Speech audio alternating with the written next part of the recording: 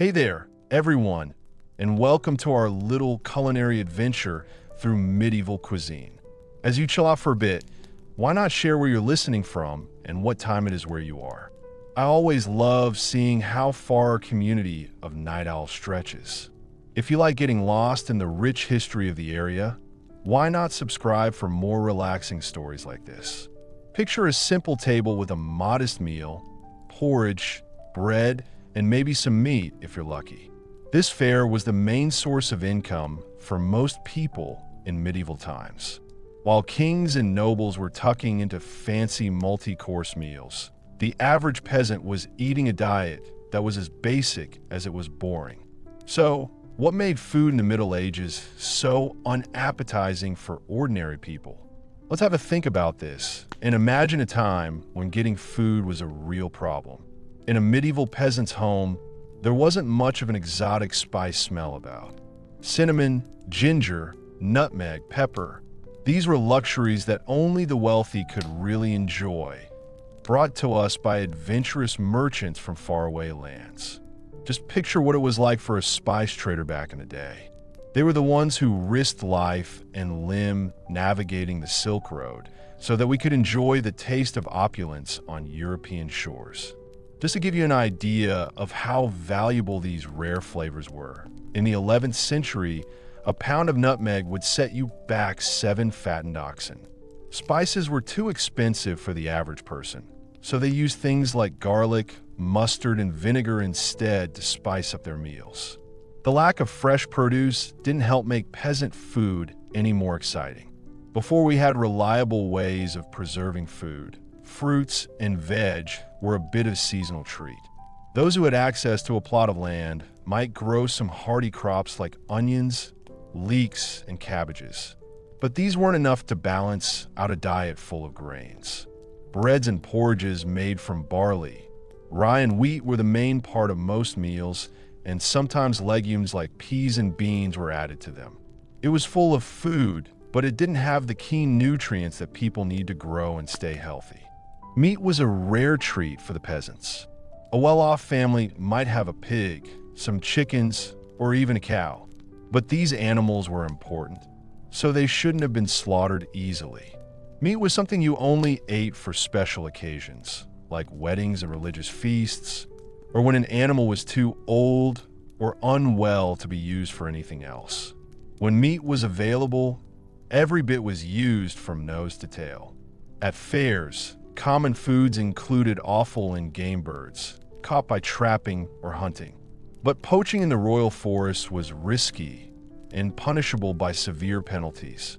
For people who lived near rivers or the sea, fish was a more accessible food than meat, but it too was often preserved by drying, smoking, or salting to last through times when there was not much food available. The result was nothing like the delicate, flaky filet mignon we enjoy today. Herring, cod, and eel were the most common catches, and they would be packed in barrels with lots of salt to stop them going off.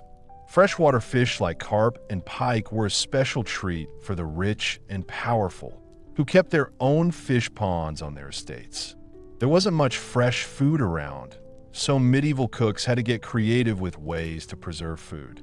Pickling, fermentation, and drying were all common ways to make perishables last longer.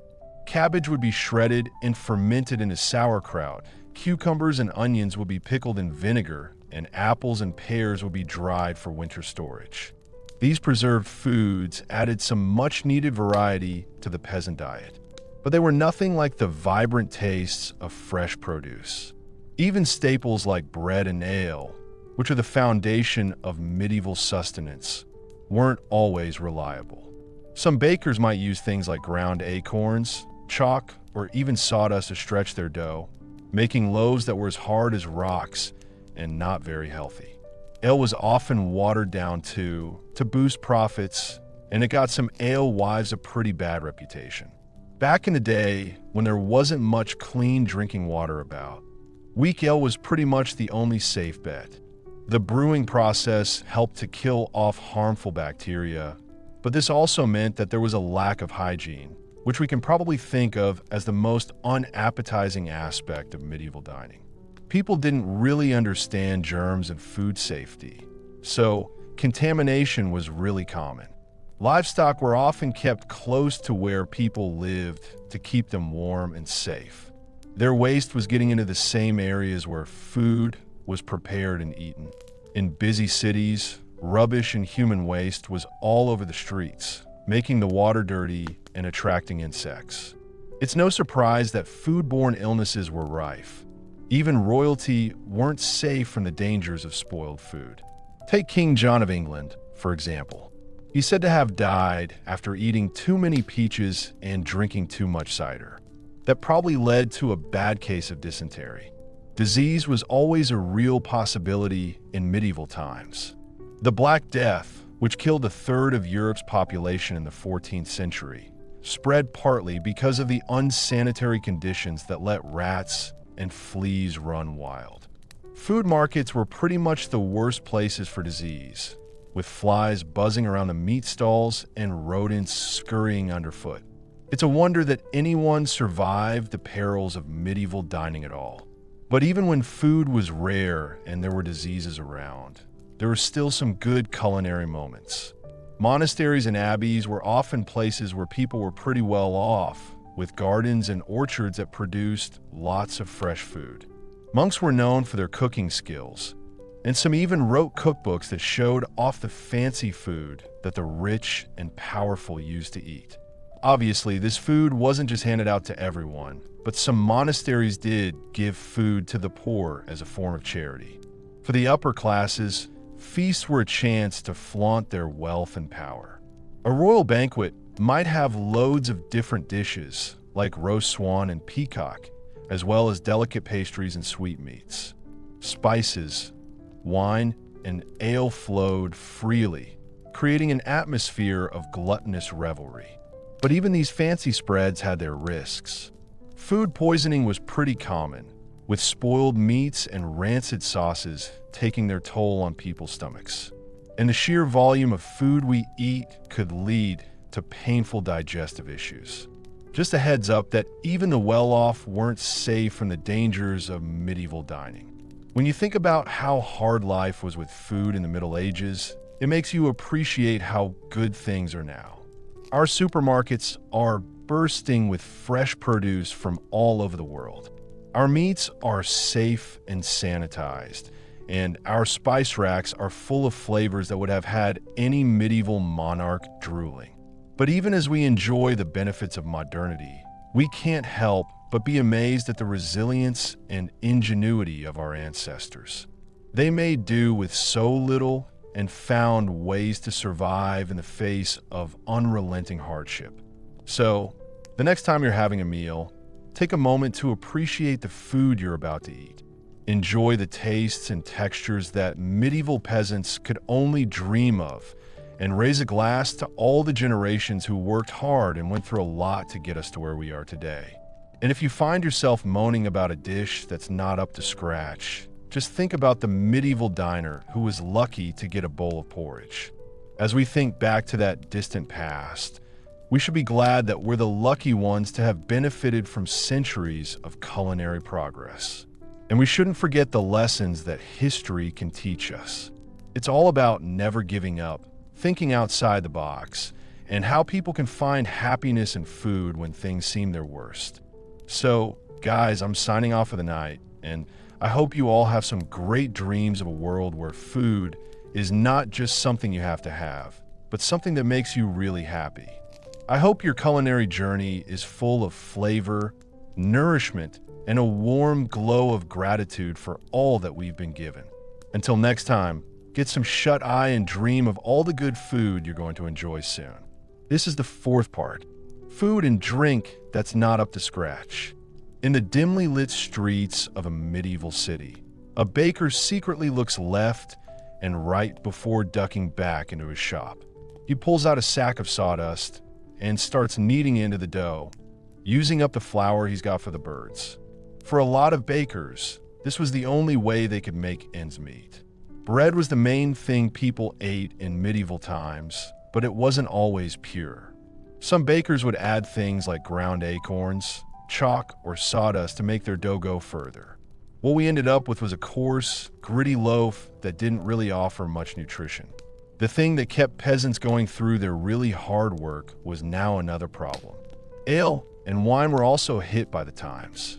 Alewives and pub owners were finding it hard to make a profit, so they were making their brew weaker to stretch it further. The resulting drink was a thin, sour swill that had little resemblance to the hearty ale that was the pride of the British Isles.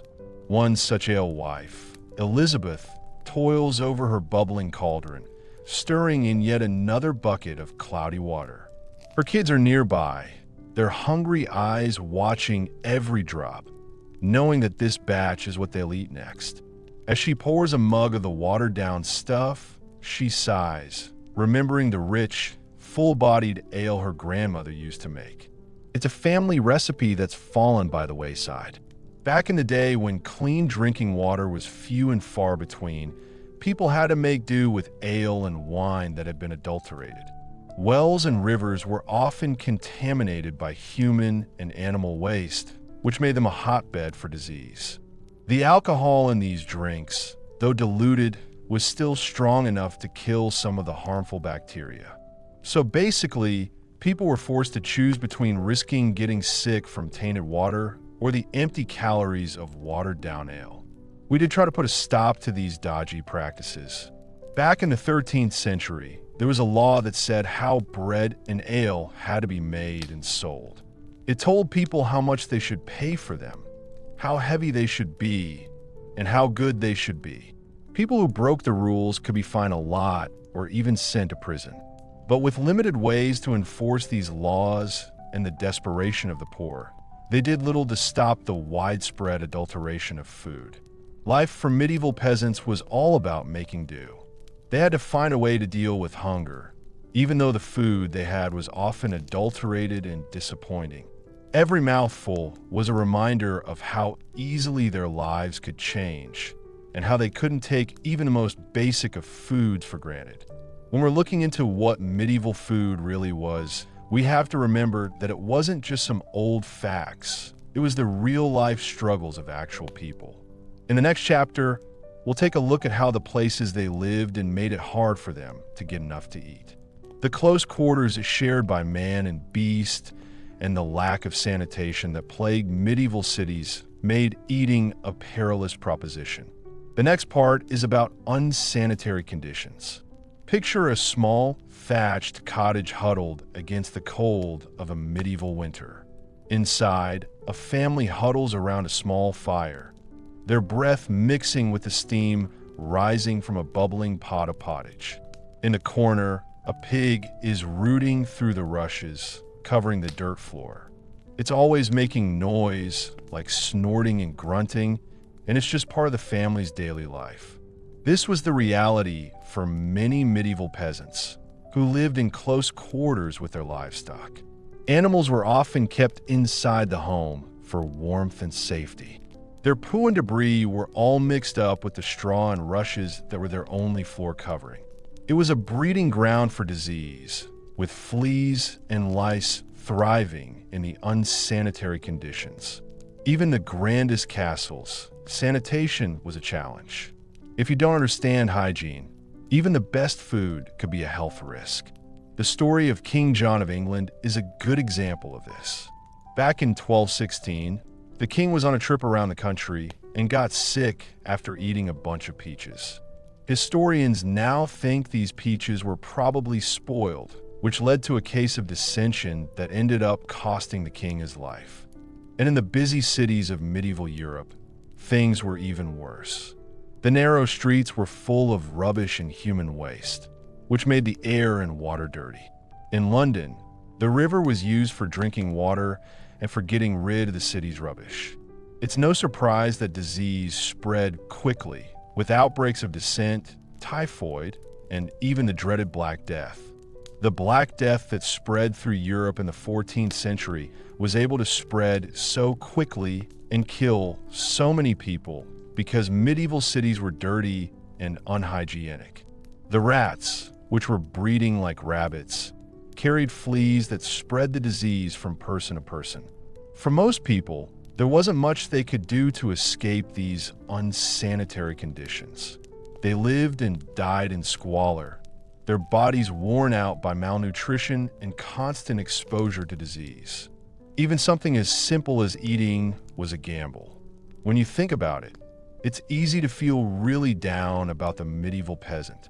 But even in the tough times, there were still some good things like the kindness of neighbors sharing what they had and the comfort of faith and community.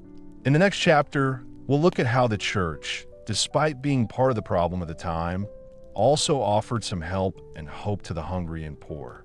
In the sixth part, we're going to take a look at the influence of the church. Church bells were a way of marking the rhythm of life in medieval Europe. For poor people working in the fields, these peals were more than just a call to prayer. They were a break from the never-ending demands of their work and hunger. In a world where so much was uncertain, the church was a bastion of stability and authority.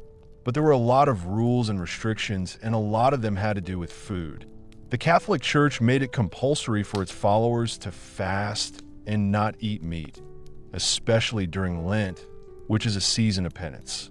For 40 days before Easter, people were expected to give up meat, dairy, and eggs, which was a tough ask for those already finding it hard to put food on the table.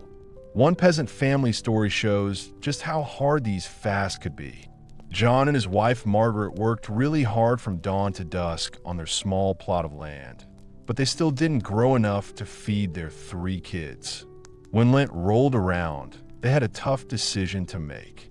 You can either honor the fast and risk weakening their already malnourished bodies, or you can defy the church and face the consequences for their immortal souls. In the end, they decided to go for the fast, eating just a little bread, pottage, and sometimes dried fish. By Easter, they were really skinny and tired, but they took comfort in the idea that their suffering would be rewarded in the afterlife. Even though these fasts brought their own challenges, the church still had its ears to the ground when it came to the struggles of the poor. Monasteries and abbots often provided food aid, giving out bread and other supplies to people in need as a form of Christian charity. The monks, with their huge lands and resources, were able to provide some help to the hungry masses. But even this charity had its limits. When crops failed and famine struck, the demand for aid often outstripped the church's ability to provide. And for those caught poaching in the royal forests, trying to supplement their meager diets with fresh game, the church's mercy was noticeably absent. If you got caught poaching, you'd get a pretty tough sentence, whether you were just a beginner or a seasoned offender. So, the church's impact on medieval food was a bit of a mixed bag. It was a bit of a mixed bag, really. Some people found it helpful, while others struggled with it. For the peasant family, faith was a way of getting through hard times, like when they were really hungry.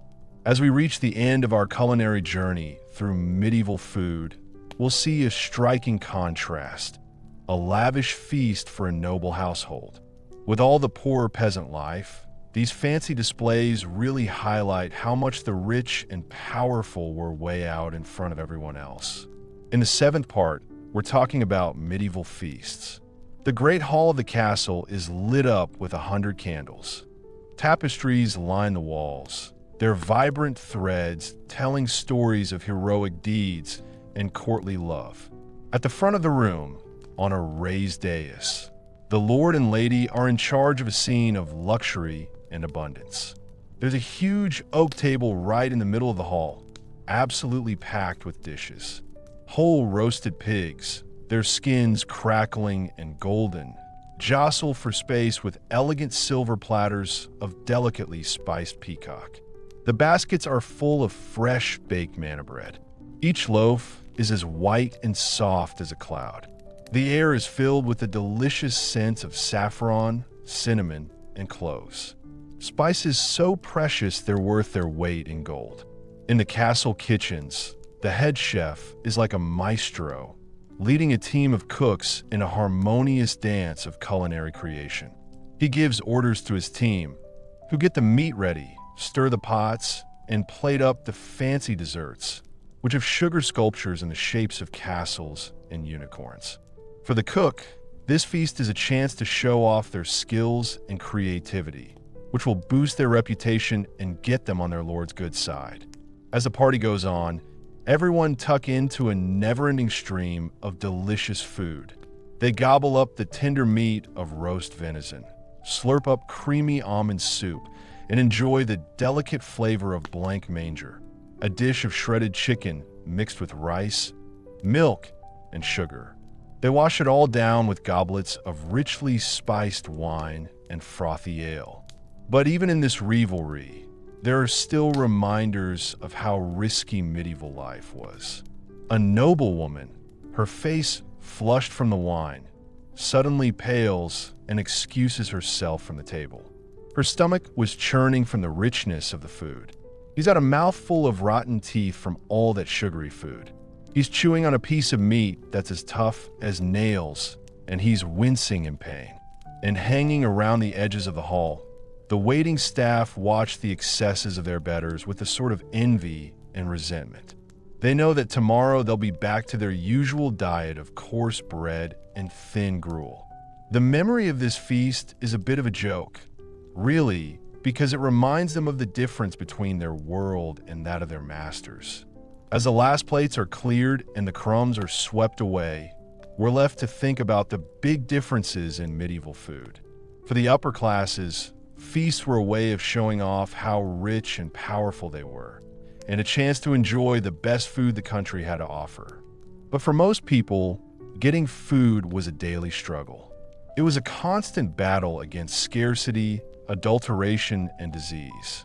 In our world today, where we have so much and can choose from so many options, it's easy to forget how hard things were for our medieval ancestors. But by understanding their struggles, we can appreciate the comforts we enjoy today and more. So, as we tuck into our own meals, let's take a moment to savor the flavors on our tongues and also think about the hard work that goes on behind the scenes to make it easy for us to eat so many different things. So, as we finish up this exploration of medieval food, let's do it with a sense of gratitude and perspective. When you think about it, our own time is just a tiny part of the big picture of human history. It's like one of those threads in a tapestry. And our time is made up of all the lives that have come before and all the meals that have been shared. All of them show how strong the human spirit is. And that's a wrap. As we've looked at medieval food, we've seen a time of scarcity, hardship, and inequality. From the plain, uninteresting food of the poor to the dangerous additives in adulterated bread, it was really hard to feed yourself in the Middle Ages. We've seen how the lack of variety in spices, the difficulties of preservation, the unbalanced diets, and the unsanitary conditions all came together to make medieval food a far cry from the cornucopias we enjoy today. We've seen how the church's rules about fasting have made things even harder for poor people. We've been amazed by the fancy meals the nobles used to have, which really stood out compared to the hard lives most people were living. But even in the worst situations, we've also seen glimpses of humanity's indomitable spirit. The way cooks can make something tasty out of whatever ingredients they got at hand. The way communities support each other by sharing what they've got, and how important rituals of faith and feasting are to them. In our modern world, it's easy to take for granted how varied and abundant our food is. We can walk into a supermarket and find fruits from South America, spices from Asia, and cheeses from Europe, all neatly packaged and ready to eat. We can eat in restaurants serving food from all over the world, or get a delivery of food from all over the world delivered right to our door. But just picture trying to explain that to a medieval farmer. The sheer variety would be overwhelming.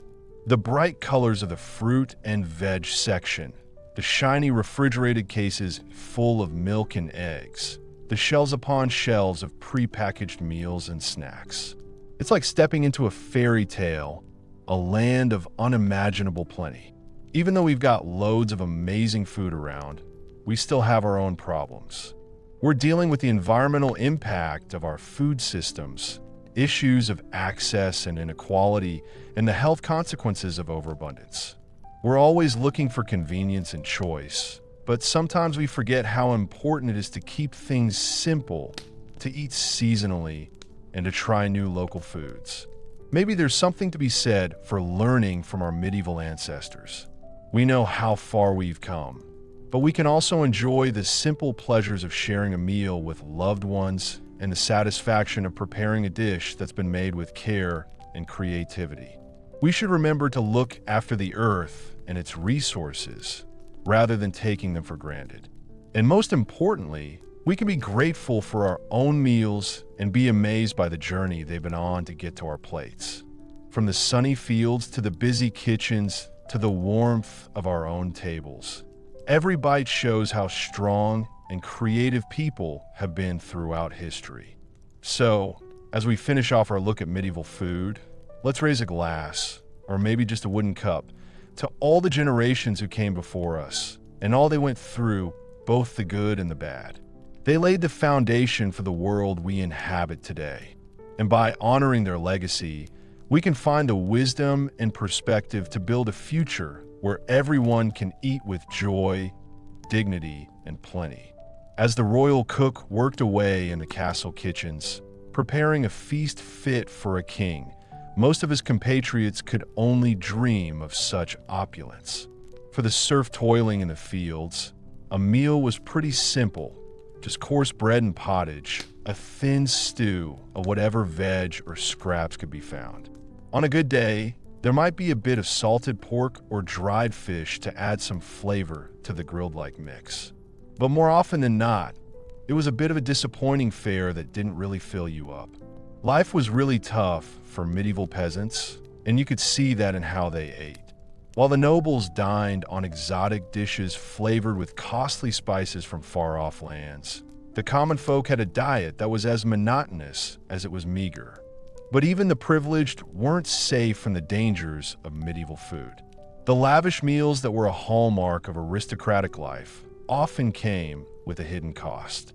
With no way to keep food cold, food poisoning was a constant threat, and lots of noble people fell ill or even died from eating contaminated food.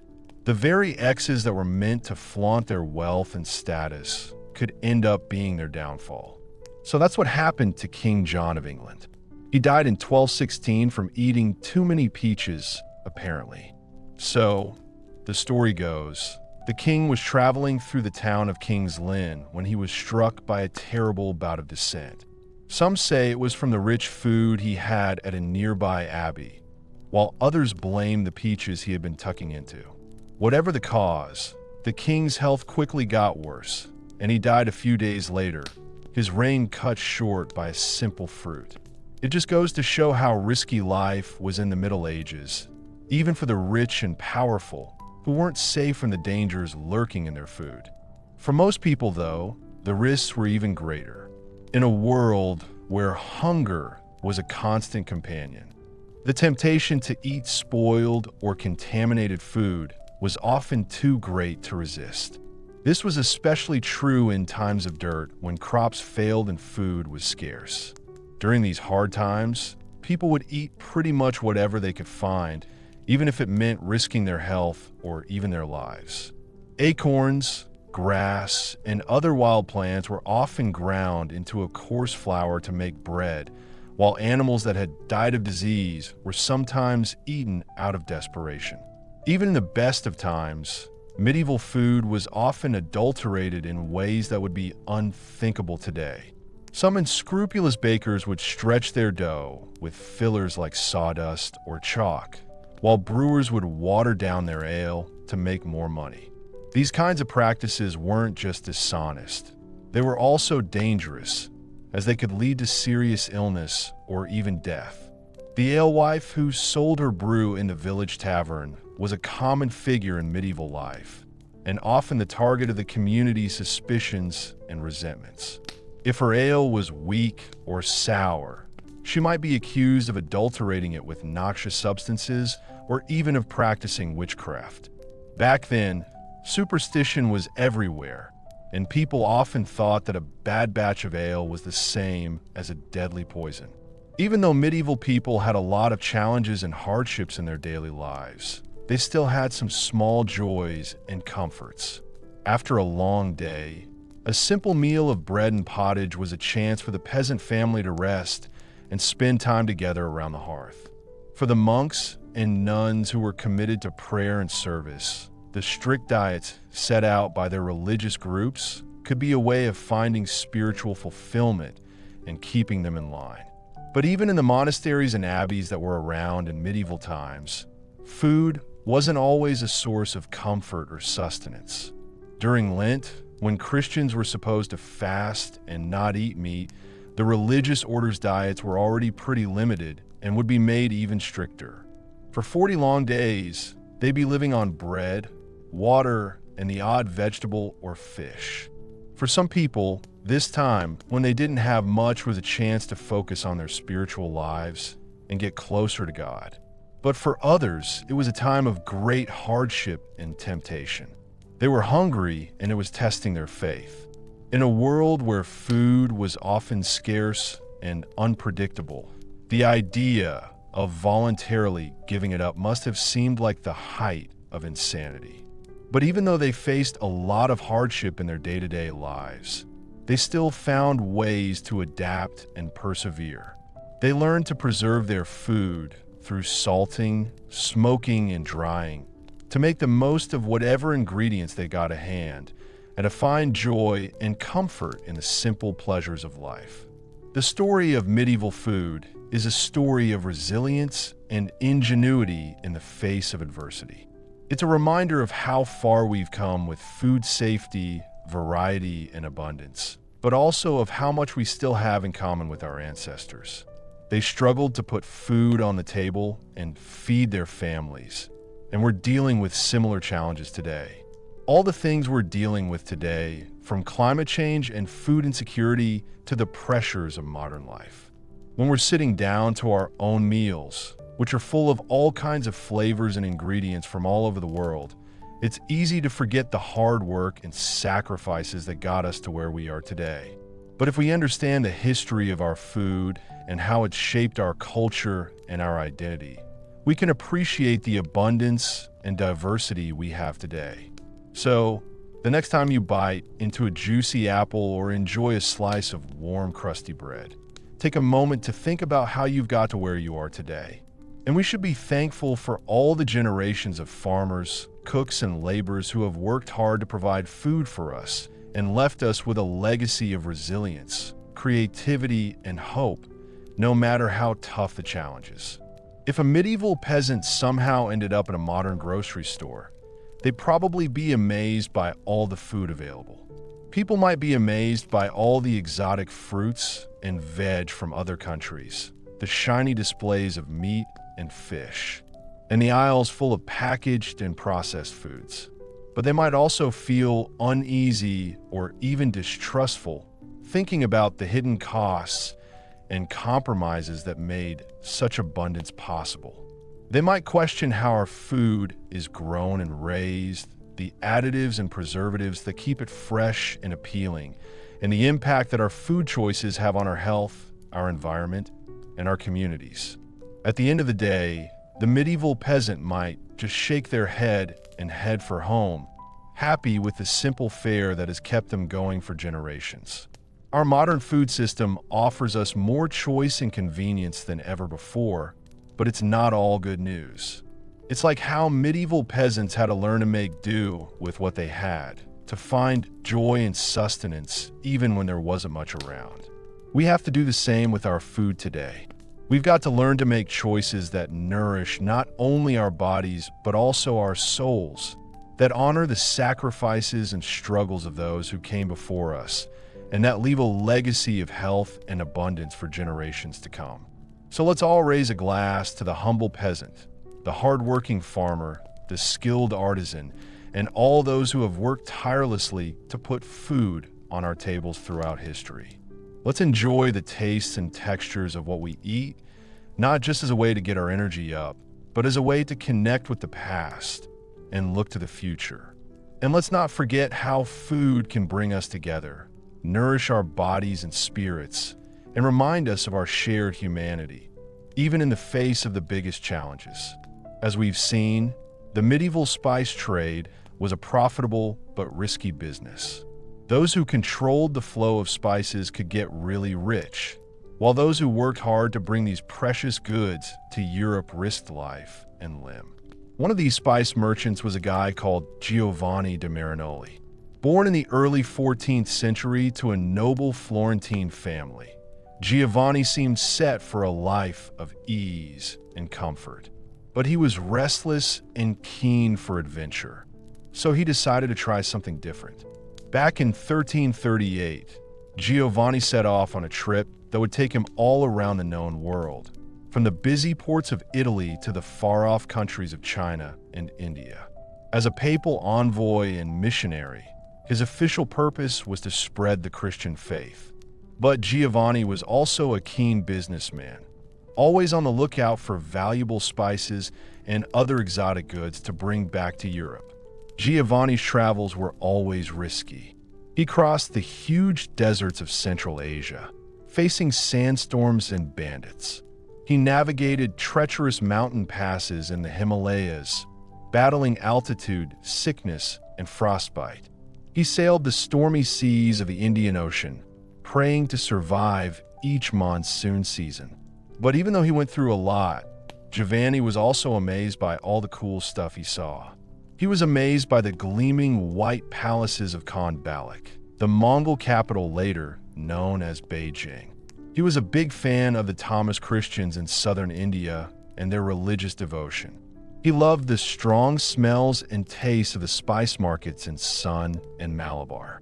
On the way, Giovanni collected lots of cinnamon, pepper, cloves, and nutmeg, which he carefully packed in chests to stop them from getting wet on the long trip back. He knew that if he could bring these spices back to Italy safely, he'd be raking it in. But Giovanni's luck just wasn't in. Some accounts say his ship was lost at sea on the return voyage, taking him and his precious spices down to the briny deep. Other stories say he made it to Florence, but was killed by brigands on the outskirts. His spices were scattered to the wind. Whatever really happened to Giovanni da Marinoli, his story shows just how risky and rewarding the medieval spice trade could be. For a few wealthy merchants and lucky adventurers, spices could be a ticket to untold riches. But for most people like Giovanni, they were always just out of reach. As we drift off to sleep, let's imagine we're in a busy spice market in some far-flung corner of the medieval world. The air is filled with the aromas of pepper and cinnamon, cardamom and saffron. Merchants haggle in loads of different languages, their voices rising and falling like the tide. We're wandering the narrow lanes, baskets in hand, and we're marveling at the colorful mounds of spices from every corner of the globe. Here we have a pile of ginger root, which is a bit gnarly and strong smelling. There a pile of cloves like tiny brown nails, their aroma warm and sweet. But as we fill our baskets, we can't help but feel a bit of regret for those who will never get to taste these flavors.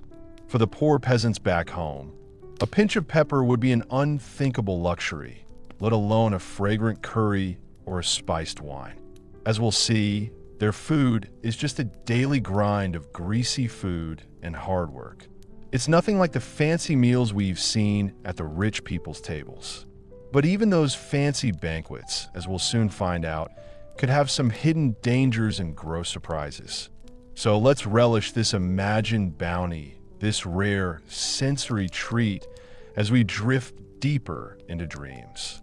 When we wake up, we'll have to deal with the harsh realities of food in the Middle Ages once more. It was a real struggle for princes and poor people to find enough to eat every day. The scarcity and hardship that defined medieval food for ordinary people extended even to the staples that formed the backbone of their diets. Bread is the most basic and universal of foods, but it was often a coarse, unappetizing loaf that would be nearly unrecognizable today. For poorer peasants, bread was made from lower quality grains like barley, rye, and even beans or chestnuts when there wasn't enough of everything. This meant the bread was dense, dark, and difficult to digest, and didn't provide much nutrition. The bread was often full of gritty impurities from poor milling techniques, and it would quickly go stale or moldy in the damp conditions of many peasant homes. Even for slightly better off peasants who could afford wheat bread, the end product was nothing like the fluffy leaven loaves we enjoy today. Leaven was expensive and hard to get hold of in the evening. Most bread was unleavened flatbread, similar to modern pie. These flatbreads would be baked on a hearthstone or dried in the sun, which makes them a bit like hard crackers. The quality of bread was so important that it was often used as a marker of social class. The whitest, finest loaves made from pure wheat flour were reserved for the nobility, while the grayish-brown loaves of the peasantry were derided as black bread. In some places, there are even strict laws that meant ordinary people weren't allowed to eat white bread, and it was seen as something for the rich. One person who was really important in the history of medieval bread production was Saint Hildegard of Bingen, a 12th century mystic. Hildegard was born into a noble family in what is now Germany, and she joined a monastery as a young girl. She ended up becoming the abbess of her own community. As well as her spiritual writings and music, Hildegard was well known for her knowledge of herbalism and natural medicine. She wrote a lot about the properties of grains and the importance of proper nutrition, even when most people didn't understand these ideas. In her book Physica, Hildegard said that spelt was the best kind of grain for people to eat. Spelt is a type of ancient grain that is quite similar to wheat. She believed that spelt bread nourished the body and made you live longer, while she was cautious about eating raw cereals as they could be bad for your health. Hildegard put her knowledge into practice, overseeing the abbey's extensive agricultural lands and bakery. With her help, the nuns at Bingen made top-notch spelt bread, which they gave out to the sick and poor in the local area. Spelt was still a luxury most peasants couldn't afford, but Hildegard's support for it as a healthier alternative to common wheat was spot on. Modern nutritional science has proven a lot of her claims true, showing spelt to be higher in protein and easier to digest for many people than highly processed modern wheat. Hildegard of Bingen's life and work show us just how important bread was in medieval society. It wasn't just a staple food, but a symbol of social status and a potential tool for healing. Her teaching was all about the connection between food and health, and it was way ahead of its time. Even though there were people like Hildegard who tried to change this, most people in the Middle Ages still ate a lot of bland, unequal bread. This is just one example of how the class divides of medieval society were also reflected in food culture. Even the poorest peasants could lose their regular bread supply due to bad luck or bad weather. When there was a drought, flood, or blight, and grain crops failed, medieval communities were really worried about famine. During these tough years, food prices shot up while wages fell, leaving many peasants struggling to make ends meet. The poorest people had no support network, so they would starve or resort to desperate measures like eating bark, grass, or even cannibalism. One of the worst famines to hit medieval Europe was the Great Famine of 1315 to 1322. A bunch of things happened that made things really bad, like climate change, crop failures, and all the money problems from wars. This led to a 7-year period of starvation and misery. The chronicles of the time paint a pretty grim picture of the suffering endured by the general public. William of Nantes, a Flemish monk, wrote about how men ate dogs, horses, cats, and other unclean things. Apparently, some men, driven by hunger, ate the bodies of executed criminals, and some poor people even ate their own children. The famine was really tough on the Low Countries in Scandinavia, with death rates of 10 to 25% in some areas. In Erfurt, a German city, The number of deaths per day went up from an average of 2 in normal times to 16 during the famine years. Even in the best of times, medieval peasants were always pretty close to starvation. They were always at the mercy of the weather and their bosses, so food was something they were always worried about running out of. The terrible truth of famine was a constant presence in the medieval world, showing just how fragile life was before modern farming and social welfare systems. It was a world where even the most basic necessity of bread could not be taken for granted, and where starvation was a very real threat. As we carry on exploring the food world of the Middle Ages, we'll see how this widespread shortage and uncertainty shaped not just what people ate, but their whole way of thinking. Back in the day, having enough to eat was a luxury, so a stale crust was a real treat. Food was so important that it's hard to imagine now, when we have so much choice and we're spoiled for choice. But first, let's talk about another staple of the medieval diet that wasn't much better than the bread of the era. So it's meat. For most people, meat was a rare treat, something to look forward to on special occasions. And when it did make it onto the menu, it often came in forms that would make modern diners sick. Back in the medieval days, people had to find ways to preserve meat without refrigeration. Salting was the most common technique, with heavily salted meats being a regular part of winter diets. But the salt itself was often pretty poor quality, full of impurities that could make the meat taste bad or even cause illness. Smoking and drying were also used to preserve meat, particularly in the form of sausages and hams. These could last longer, but they'd probably go hard and lose their appeal over time, with a texture more like leather than the juicy, tender meats we enjoy today. For most people, meat usually meant tough, stringy cuts from older animals that were no longer useful for milk or labor. Most people rarely ate beef because cattle were just too valuable to slaughter.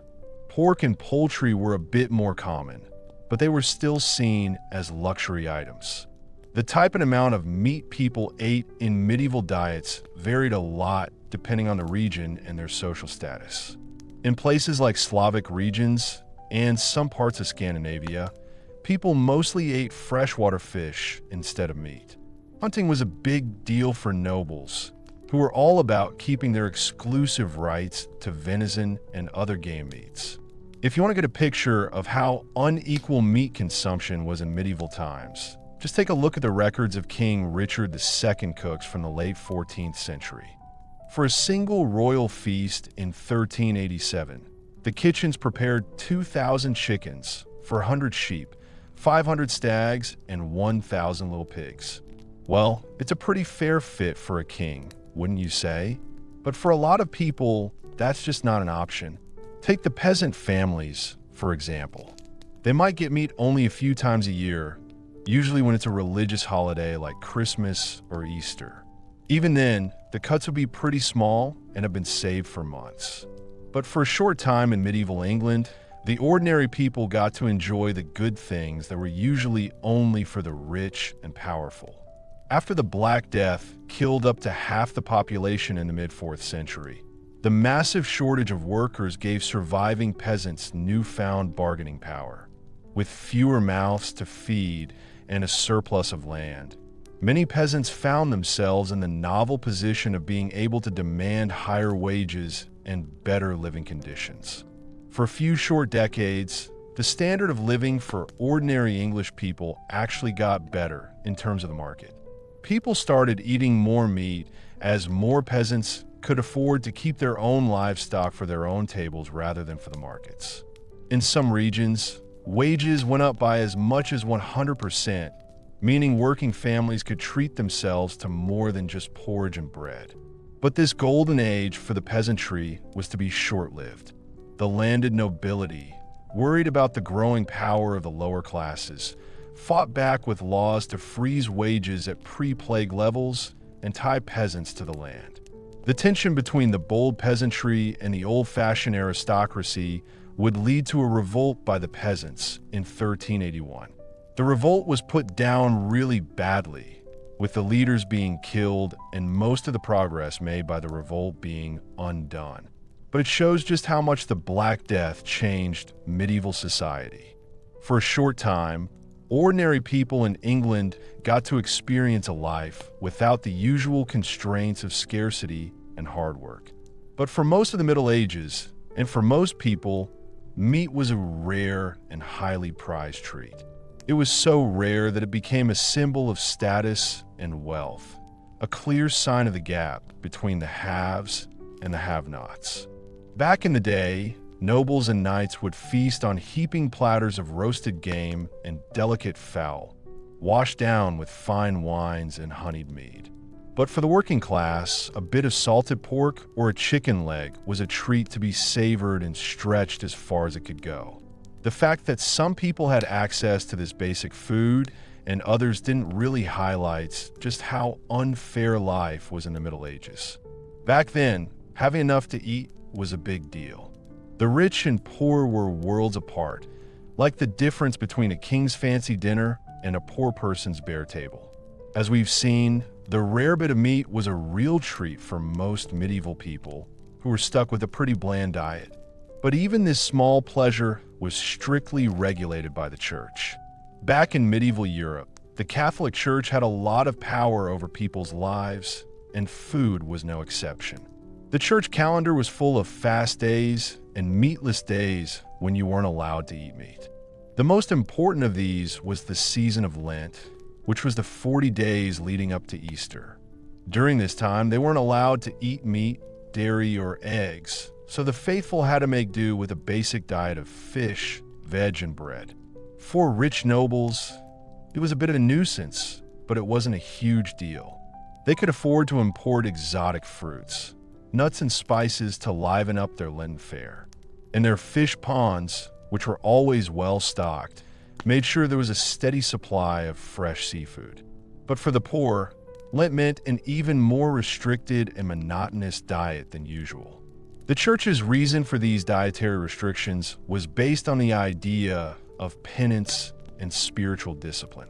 By denying themselves the pleasures of the flesh, even in the form of food, the faithful were thought to be purifying their souls and aligning themselves with the suffering of Christ. But in a world where most people were dealing with hunger and scarcity on a daily basis, the idea of voluntarily giving things up must have seemed a bitter irony. For most people who usually ate little meat anyway, the new rules might have felt like a bit of a joke.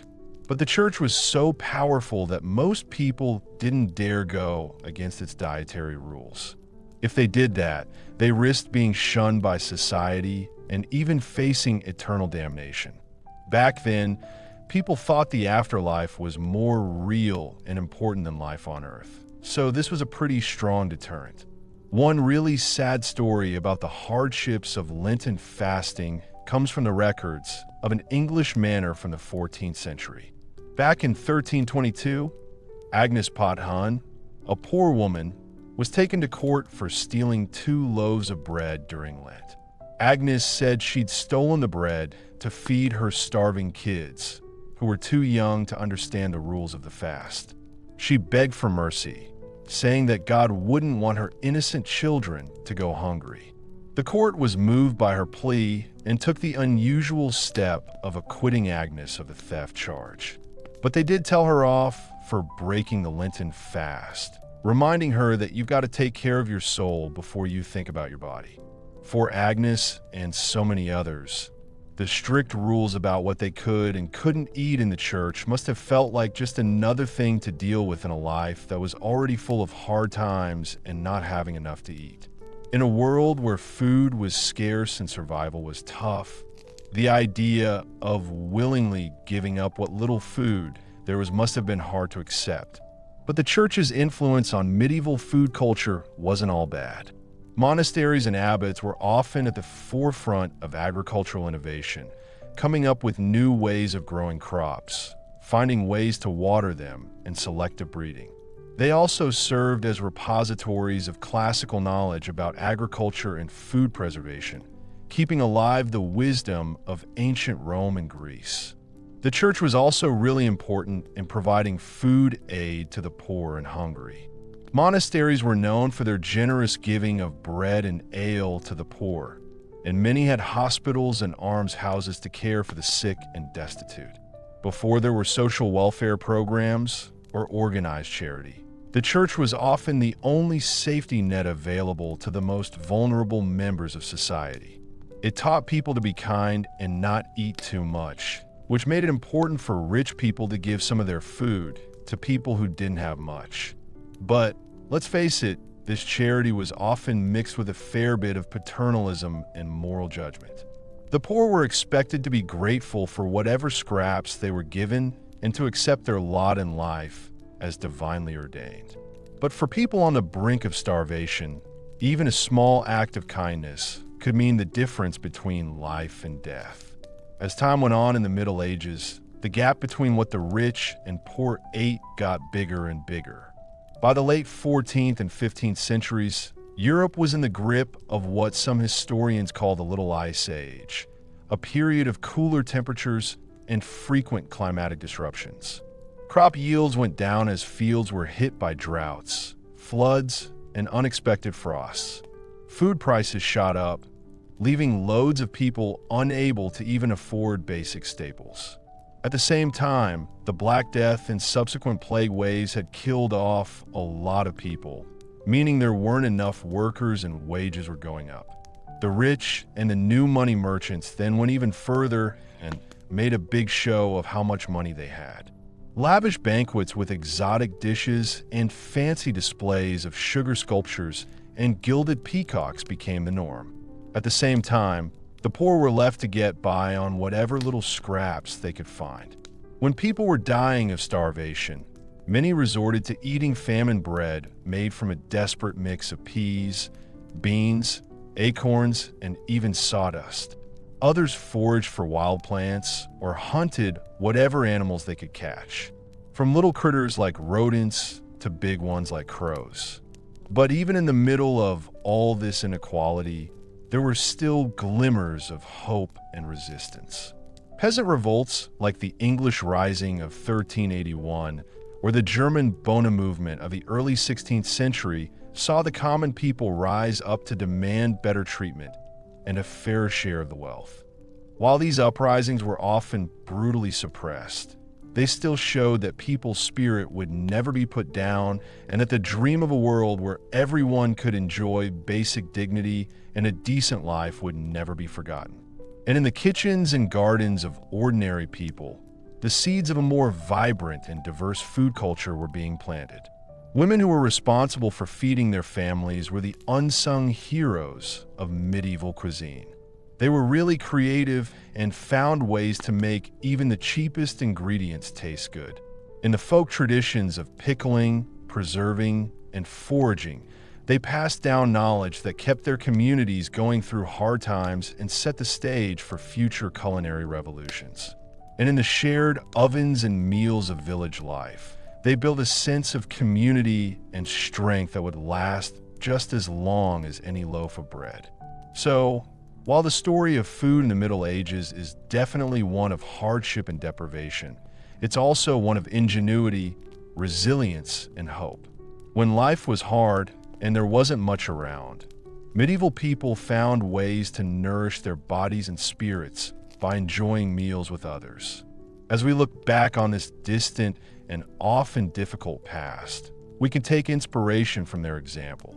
In a world where there's still a lot of inequality and hunger, their story reminds us of the basic human right to food and how important it is to fight for a fairer and more sustainable food system. And in our own kitchens and around our own tables, we can honor their legacy by appreciating the food we have and remembering to share it with those who don't have much. At the end of the day, what really matters in society isn't how fancy its parties are. But as we've seen, for most people in medieval Europe, food was a daily struggle. There was a lot of scarcity, it was boring, and it was even dangerous. But there was one place where the food was always plentiful, varied, and delicious: the royal court. While ordinary people had to make do with basic food like stale bread, Nobles lived it up with the best the land had to offer. Picture this. You're the royal cook, responsible for whipping up delicious meals for the king and his crew. You're up with the lark, making sure the ingredients for the day's cooking come in on time. Wagons rolled into the castle courtyard, carrying barrels of wine from Burgundy, cheese wheels direct from the Alps, spices from the east in crates.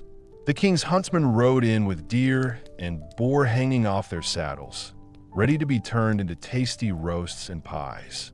In the huge castle kitchens, a small army of servants bustled about under your command. There were fires roaring in the great hearths and spits turning slowly, roasting meats to perfection.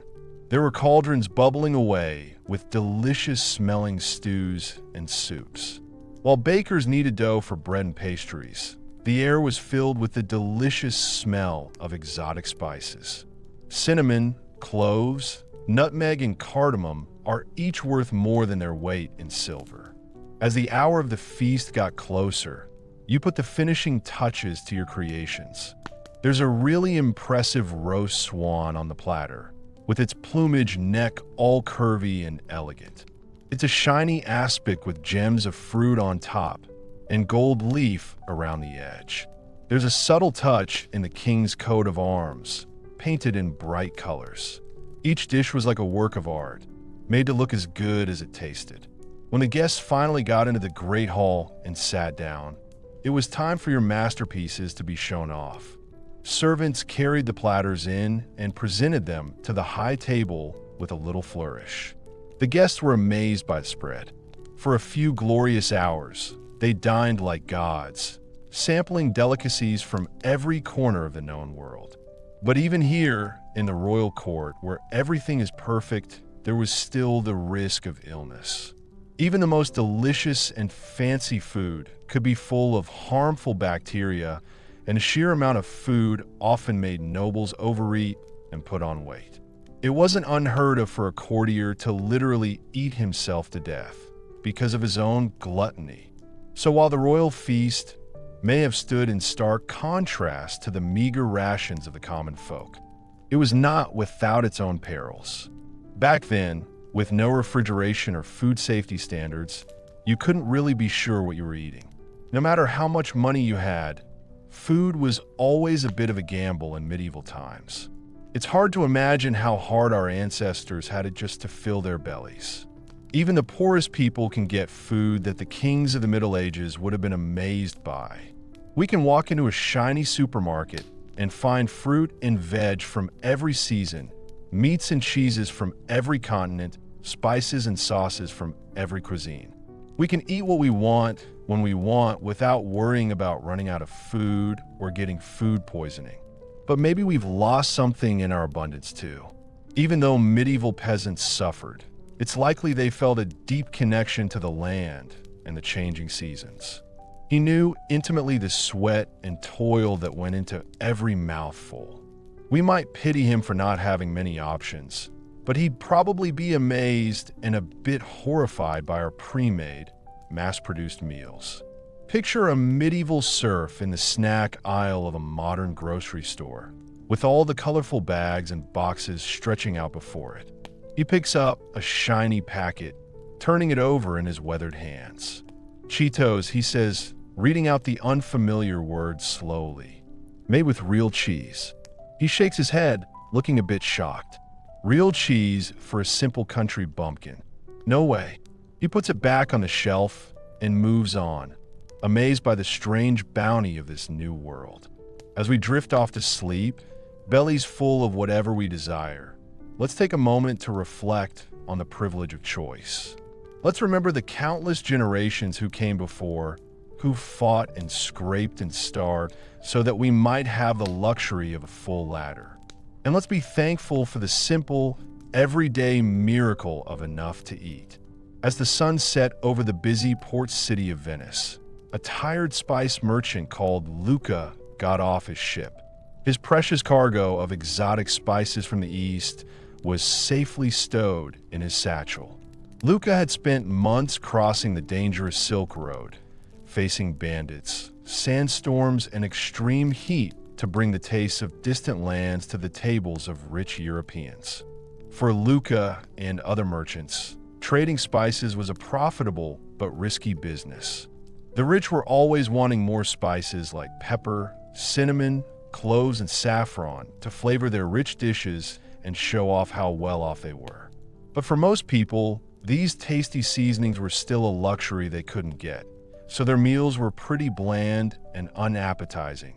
As Luca navigated the winding canals of Venice to deliver his wares to his wealthy clientele, he couldn't help but reflect on the stark divide between the opulent feasts of the rich and the meager rations of the poor. While nobles were tucking in a succulent roast flavored with exotic spices, peasants were getting by on little more than coarse bread and watery porridge. They never got to experience the lively tang of pepper or the warm, sweet embrace of cinnamon. If you were a spice merchant back then, you had a pretty hectic lifestyle. You were always on the move, and you never knew what was going to happen next. Your wealth would rise and fall, depending on whether you made a deal or not, or what happened to you when you were in the desert. Luca had seen a fair bit of everything on his travels: bandits, mountain passes, and disease. But he carried on because he was promised riches and the chance to experience something new. As he made his final deliveries and counted his profits, Luca couldn't shake the feeling that for all the wealth and prestige the spice trade brought him, it was a bitter reminder of the deep inequalities that plagued medieval society. While he was tucking into saffron-infused stews and spicy wines, the ordinary people were heading to bed with rumbling stomachs, their dreams filled with the delicious aromas that were drifting from the kitchens of the rich. Luca was pretty down when he went back to his fancy villa for the night, because he knew he had to set sail for distant lands again the next day. They were chasing the promise of fortune and leaving behind a world where most people could only ever dream of enjoying a tasty meal. As the sun came up, Matilda, a tired housewife, woke up and started thinking about all the jobs she had to do. For Matilda and loads of other women in medieval Europe, autumn wasn't a time for celebrating the harvest or having fun. It was a time for working nonstop and worrying about winter. As the days got shorter and the nights got colder, Matilda knew she'd have to make the most of the few crops her family had managed to grow. Every scrap of food was precious, and they couldn't afford to waste anything because they really didn't want to face the prospect of starvation in the bleak months ahead. As she got to work, Matilda's mind wandered to the fancy meals of the nobility, where delicious foods were eaten without restraint. For her and her fellow peasants, such luxuries were nothing more than a cruel joke, a reminder of the huge gap between them and the have-nots in medieval society's rigid hierarchy.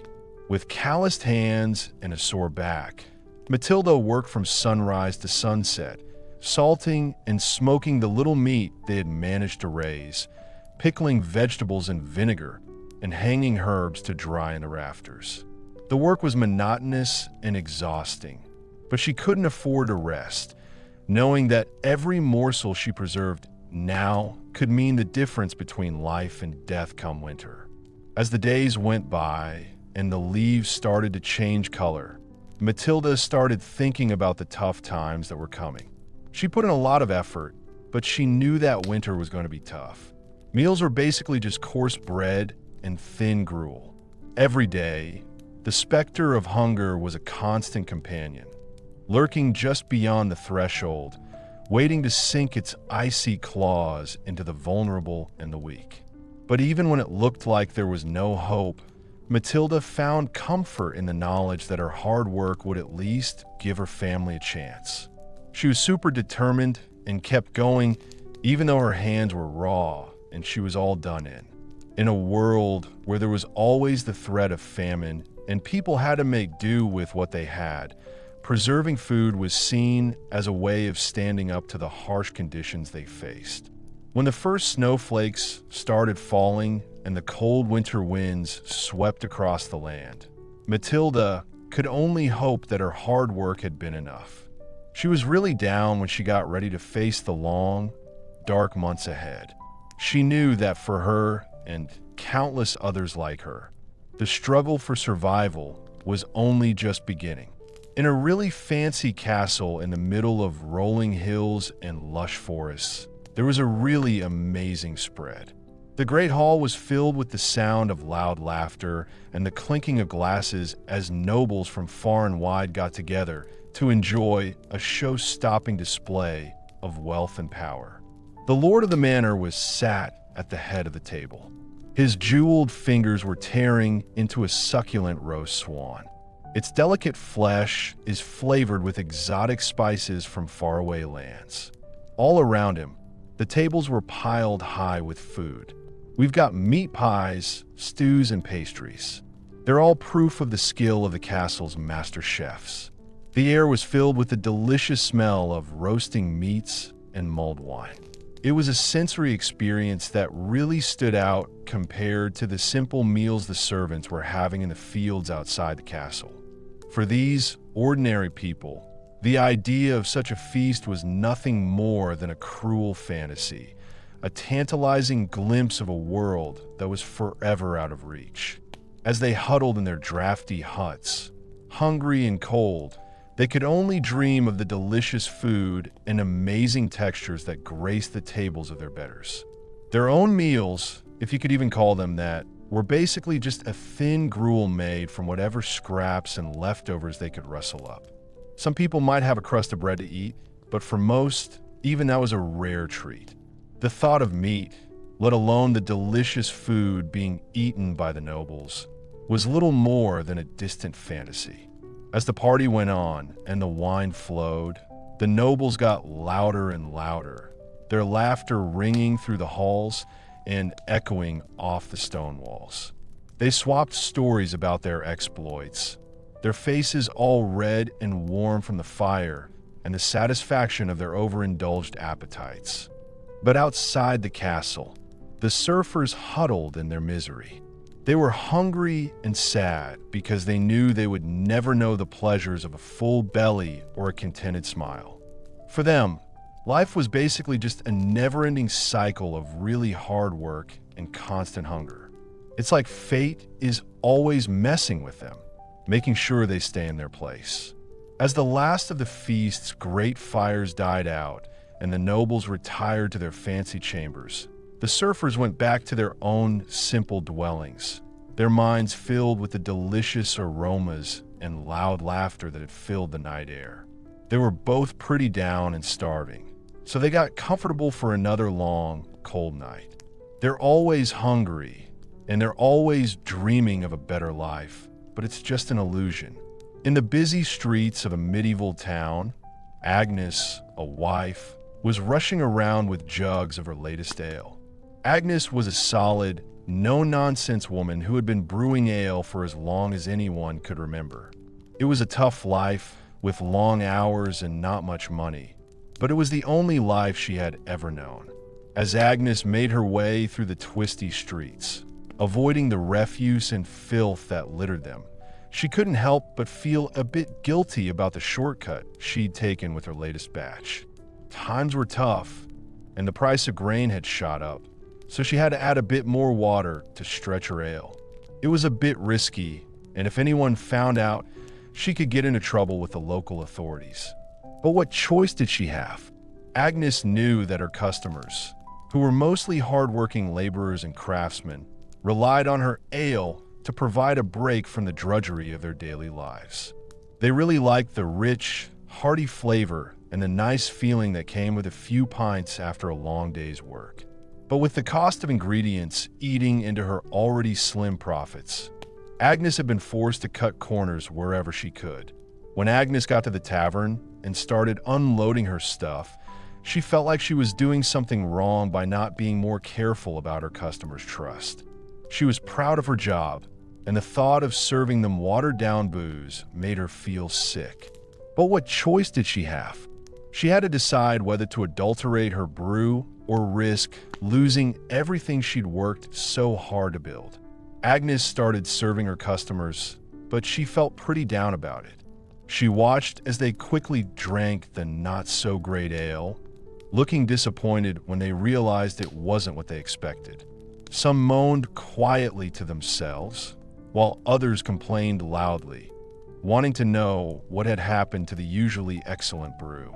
Agnes did her best to dodge their questions and calm their worries, but she couldn't shake the feeling of guilt. She knew that what she was doing was wrong. But in a world where survival was a daily struggle, sometimes you had to make compromises. As the night went on and the crowd dwindled, Agnes finally had a chance to catch her breath. She looked at the empty jugs and the small pile of coins on the counter. It was a reminder of the tough realities of her job. With a sigh, she started to clean up, her mind already full of worries about how she would pay her bills in the near future. For Agnes and countless other alewives like her, the struggle to survive in a world of scarcity and hardship was a constant battle. Every day was a new challenge and a tough decision. When you're desperate, it's hard to tell right from wrong. But they kept going, hoping that one day their hard work and sacrifices would pay off and they would finally enjoy a better life. In the big halls of a medieval palace, a royal cook called Gum was busy in the kitchen, thinking hard as he made sure everything was ready for the big dinner that evening. Gum was a master of his craft and was well known throughout the land for his ability to create culinary masterpieces that amazed the senses and left even the most discerning palates in awe. As he moved from station to station, barking orders and checking out sources, Gum couldn't help but feel a sense of pride at the opulence and extravagance that surrounded him. The kitchen was a real hive of activity, with scully maids and kitchen boys running around with loads of the best ingredients from all over the place. There were plump capons and succulent roasts, their skins glistening with honey and spices, mountains of fresh fruits and vegetables, their colors so vibrant they seemed to leap off the platters, and delicate pastries and confections. They're all works of art. It was a real show of the royal court's wealth and power. Gum loved being the brains behind it all. But even as Gum enjoyed the success of his creations, he couldn't shake the nagging feeling at the back of his mind. He was well aware of the huge difference between the fancy meals he made for the rich and the tiny meals that ordinary people had to make do with. It was a divide that worried him a lot, but he knew that speaking out against it would mean risking everything he had worked so hard to achieve. As the last-minute prep was underway and the first course was being served, Gum watched from the shadows as the nobles took their seats, their faces lit up with anticipation. He could see the way their eyes opened wide with delight as they tasted his creations, and the murmur of appreciation and nods of approval that spread through the crowd. For a moment, he allowed himself to enjoy the feeling of satisfaction that comes with a job well done. But as the night went on and the revelry got louder and louder, Gum couldn't shake the feeling of unease that niggled at his heart.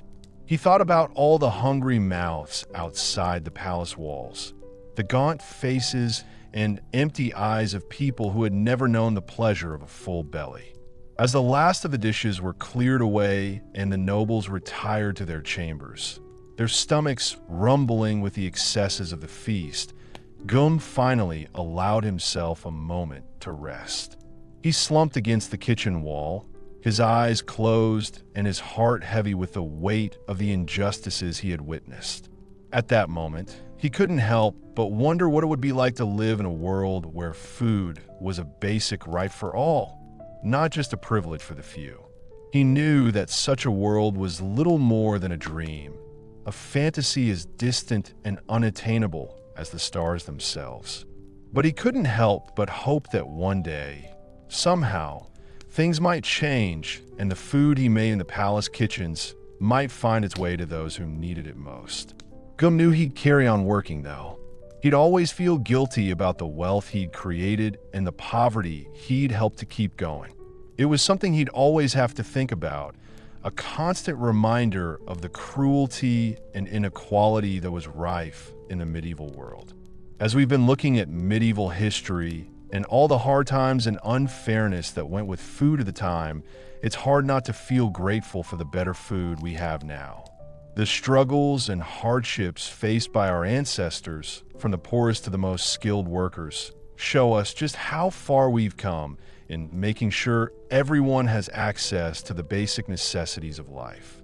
But even as we celebrate the progress we've made, we can't forget that hunger and malnutrition are still a problem in many parts of the world. Even when there's plenty for everyone, there are still people who go to bed hungry and sad. Their dreams are haunted by the same cruel inequalities that plagued the medieval world. When we think about the past and the challenges we're facing right now, it's obvious that the fight for food justice is far from over. It's going to take all of us who believe in the right to food to work together. It'll be a real test of our resolve and compassion. But even when the odds are stacked against us, we mustn't lose sight of the progress we've made and the hope that keeps us going. We should all take a leaf out of the book of those who came before us and show some courage and resilience. Those who worked hard in the fields and in the kitchens, their hands rough from all the hard work and their hearts heavy with the weight of their burdens. We got to keep pushing to make sure everyone has enough to eat and that everyone gets an equal share of the world's resources. It might seem like a long shot, but it's not impossible. It's like a dream, as delicate and short-lived as the steam that rises from a bowl of GRL. But it's a goal worth working towards. It's a dream with the power to change the world and give hope to anyone who's desperate for a better tomorrow. So let's go for it, with a fresh sense of purpose and determination.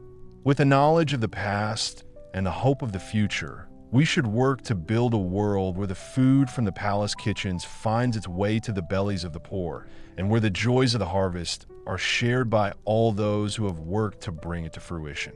At the end of the day, the fight for food justice isn't just about filling bellies and stopping hunger. It's all about the heart of what it means to be human. It's about the things that make us all feel connected, no matter how far apart we are. It's going to take all our strength and courage, but it's a struggle that we can't afford to lose. So let's go out there with open hearts and willing hands, ready to do our bit in the great work of building a world where everyone can experience the simple joy of a full belly and a contented smile. In that world, the medieval food culture will be remembered not for scarcity and deprivation, but for abundance and hope. It will be a testament to the human spirit's ability to overcome even the darkest of times. Obviously, for the ordinary people working in the field from sunrise to sunset, such luxury was beyond their wildest dreams. They survived on the most basic of diets, their appetites never fully satisfied.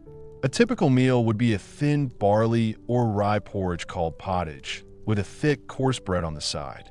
If they were lucky, they might have a bit of hard cheese or a few shriveled peas to keep them going. Meat was a rare treat, maybe a bit of tough, stringy salted pork for a special occasion like Christmas or Easter. The lack of variety in the peasant diet was striking. While the nobles were tucking into fancy food from faraway places, the rest of us were eating the same boring meals day in and day out. There wasn't much to break the monotony, except for the changing of the seasons, which dictated what little produce might be around. When spring comes around, there's nothing like a tasty salad of tender greens, like nettles or dandelions, to break up the usual fare. In the summer, you could pick a few small hard apples or bitter crab apples from the woods. Autumn brought the harvest season. It was a time of really hard work, but there was also a lot of fresh grain and maybe even a slaughtered pig or two to make salt meat for the long winter ahead. Winter. It was the leanest and most dreaded of seasons for the medieval peasant. As the days got shorter and the nights got really cold, families huddled around smoky fires, hungry bellies. They had to be careful with the food they had left over from the harvest, making sure to store it and give it out in small amounts so it would last until spring. This was the time of year when the pottage grew thinner and more watery. The bread got harder and more tooth-breaking. Starvation was always a risk, and it was the weak and vulnerable who were most at risk. It's hard for us to imagine how people could live like that, with a single failed crop potentially meaning the end for the whole village. But for most people in the Middle Ages, that was pretty much the reality of daily life. They had to live with whatever the weather threw at them, and with the nobility and the often cruel whims of fate. Having a mouth to feed was a bit of a double-edged sword, another empty belly to fill from limited resources. Even those slightly higher up the social ladder, like skilled craftsmen or prosperous freemen, rarely had much better fare than their poorer neighbors. A bowl of pottage might get a bit of precious butter or a scrap of meat in it, but the basic boredom stayed the same. You could say the same about the monks in their abbeys and monasteries. They generally ate better than the laity, living on bread, cheese, fish, and ale, but their diet was still quite Spartan by today's standards. Rich spices and exotic ingredients were the stuff of nobles' diets. And on the topic of ale, it was the go-to drink of the Middle Ages, enjoyed by everyone from kids to adults. Back then, clean drinking water was often hard to come by. So, the fermentation process offered some protection against waterborne illnesses. But even this small comfort could be ruined by unscrupulous brewers who add nasty additives to stretch their product. If dishonest bakers were to do the same with bread, they might mix precious wheat flour with cheaper grains, bran, or even sawdust and chalk. People were pretty annoyed about this kind of thing, and if they caught you doing it, you'd get a pretty hard punishment. But the desperate realities of the time meant they were pretty common. This was a world where food was a daily struggle, a never-ending cycle of toil and hunger for everyone except a lucky few. The nobles were a world away from the grimy, half-starved peasants working their lands. They were dining on fancy food and drinking fine wine in their grand halls. It was a pretty clear divide, and it led to resentment and sometimes open rebellion. But more often, it just led to a kind of grim resignation and acceptance that this was just the way things were. Life for a peasant was hard. They had to put up with a tough land and hope for a better life after death. Even when things were tough, there were still some happy moments. Holidays and feast days were a rare but welcome chance to enjoy some meat or a sweet treat, even for the poorest in society. People used to have big get-togethers for weddings, christenings, and other milestones, so everyone in the neighborhood could chip in and share what they had. These short moments of getting together made the hard times a bit easier. Just a reminder that even when things get tough, we can still persevere. And these hard-bitten medieval folk really put up with it. They carried their loads with a quiet strength and determination that's hard to imagine today. They faced each day with a grim determination, knowing that survival depended on their own hard work and cunning. In a world where starvation was always a possibility, there was no room for idleness or self-pity. Maybe that's why stories of great feasts and amazing food were so popular in medieval times. In a society where hunger was the norm, stories of tables groaning under the weight of succulent meats, fresh fruits, and sweet delicacies offered a tantalizing escape from reality. Myths and legends often had magical cauldrons that never ran out or enchanted lands where no one ever went hungry. These stories were all about a deep, unquenchable yearning for plenty in a world where there wasn't much of anything. But while the medieval peasant might have fantasized about such wonders, their daily reality was one of unrelenting hardship. The specter of famine was never far away, ready to descend at the first sign of blight or drought. Even during periods of relative prosperity, the diet of the general population was seriously lacking in terms of modern nutritional standards. It was high in grains, but low in a wide range of other essential nutrients. A lot of people were left malnourished and susceptible to disease. This ongoing lack of nutrition had a big impact on medieval society. It stunted growth, weakened immune systems, and made childbirth even more dangerous than it already was. It took strength and vitality away, meaning peasants were too weak to do the backbreaking work they were given. This added to the general feeling of misery and desperation that was so common in the medieval world. But life carried on. Crops were planted and harvested. Newborns were born and raised, and life went on. The medieval peasant might not have had much in the way of material comforts, but they had their faith, their family, and their community to sustain them. They found joy in the simple pleasures of a warm fire on a cold night or a full belly after a hearty meal. They kept going through brutal seasons, and they were a credit to themselves and to us. So, next time you're having a meal, take a moment to appreciate the amazing variety and abundance you've got. Think for a moment about your medieval ancestors who had to live and die according to the weather. We should all be thankful for the big advances and the good times we've had since those terrible hungry times. While medieval peasants might have fantasized about a magical land of endless feasts, we're fortunate to live in a world where that dream is almost within reach. And that's a privilege we should never take for granted. The diets of medieval peasants were also a problem. While the nobility feasted on a cornucopia of meats, fruits, and vegetables, the average serf subsisted on a mega fare dominated by grains. Porridge, gruel, and coarse bread were the mainstays of their diet, supplemented by whatever small morsels they could get from their work. A normal peasant family would be lucky to have a cow, a pig, or a few chickens. But the milk, eggs, and meat these animals provided were a rare treat, reserved for special occasions or times of dire need. Most of the time, any extra was sold or paid as rent to their feudal lord, leaving not much for the family to use themselves. Picture the difference between a noble's fancy feast and a serfer's simple meal. The great hall of the castle was full of food. There were roasted meats, savory pies, exotic fruits, and fine cheeses. The air is filled with the smell of saffron, cinnamon, and cloves as richly dressed lords and ladies tuck into their food. At the same time, there's a pot of thin gray bubbles gently bubbling over the fire in the small, cramped home of a peasant family. The mum carefully measures out the small amount of food, making sure everyone gets just enough to stop them from getting hungry. The kids' eyes light up when they spot a little bit of bread, which they don't often get to eat.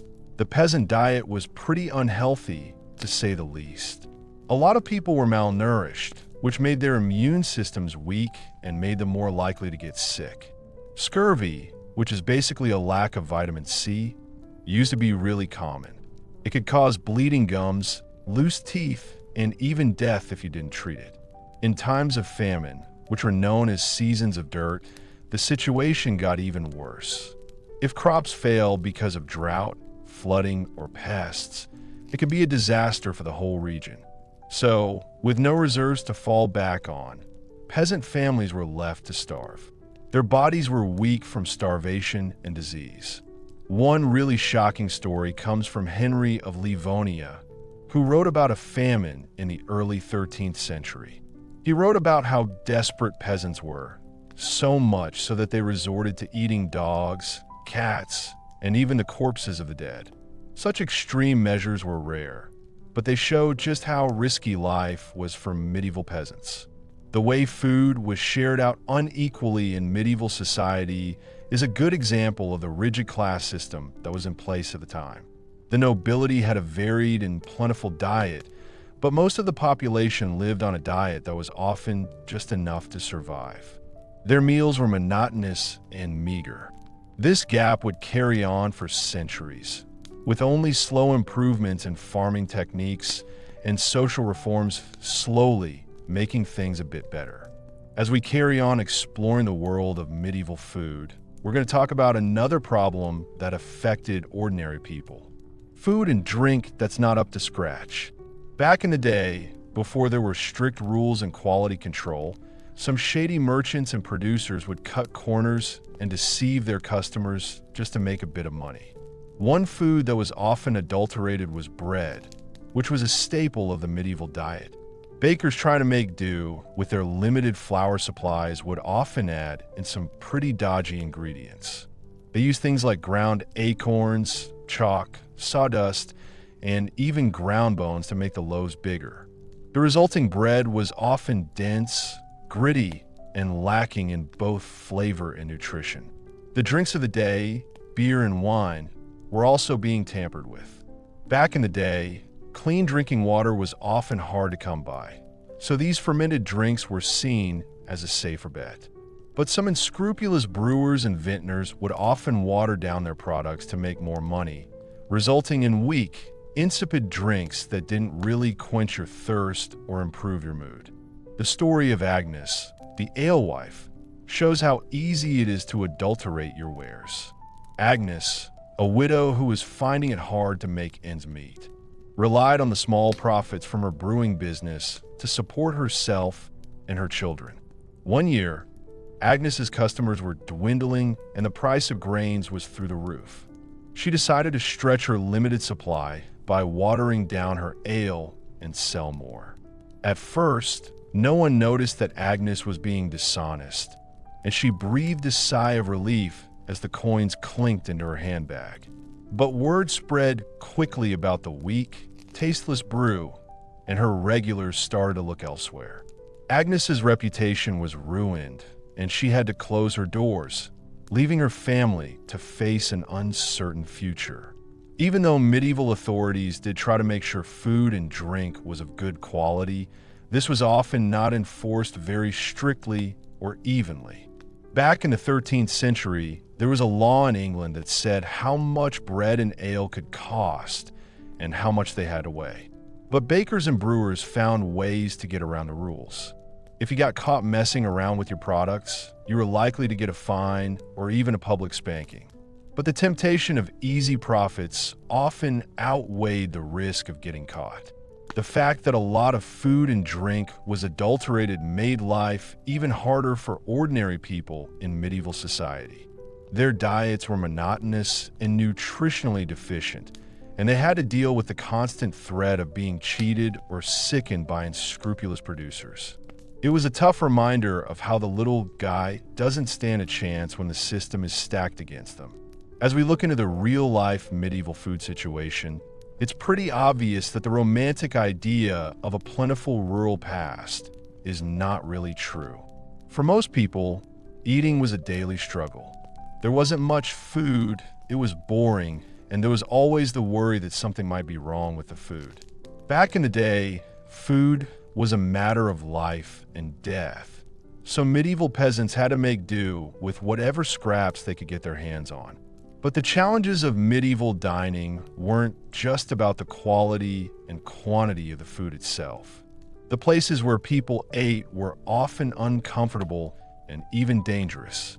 In the next chapter, we'll take a look at the unsanitary conditions that plagued the medieval world and how they contributed to the overall misery of the era's culinary landscape. Picture a typical peasant's house from the Middle Ages. The place is pretty small and cramped, and it's shared by the people living there and a bunch of animals. Chickens peck at the dirt floor while a pig roots around in the corner, looking for any stray scraps of food. The air is full of the strong smell of people, animal poo, and wood smoke. In such close quarters, the line between living space and barnyard was often blurred. Livestock were kept indoors not only for their own safety, but also for the warmth they provided during the cold winter months. But this led to some pretty serious sanitation and hygiene problems. Animal waste, combined with the general lack of cleanliness, created a breeding ground for disease. Flies buzzed incessantly, spreading filth and contamination from one surface to another. The food that the peasants relied on for survival was often tainted by the unsanitary conditions in which it was prepared and consumed. The lack of hygiene had terrible consequences. Digestive problems, parasitic infections, and food poisoning were all too common. draining the population's strength and vitality. Even the highest levels of society weren't safe from the dangers of contaminated food, as the story of King John of England shows. Back in 1216, King John was out and about, fighting rebel barons who wanted to limit his power. While he was staying in Lynn, he treated himself to a feast of peaches, which was a real treat back then. But the king didn't know that the peaches had been stored wrong and were starting to rot. John was hungry and loved exotic fruits, so he ate as much as he could, but he got really sick not long after. The king was in a bad way, really ill and feverish. He carried on with his campaign, but he was still weak and could not protect himself from the weather. When he crossed the treacherous tidal flats of the Wash, John's baggage train got lost in the rising waters, taking with it his crown jewels and other treasures. The king himself narrowly escaped with his life, but he was on borrowed time. Less than 2 weeks later, he passed away from his illness.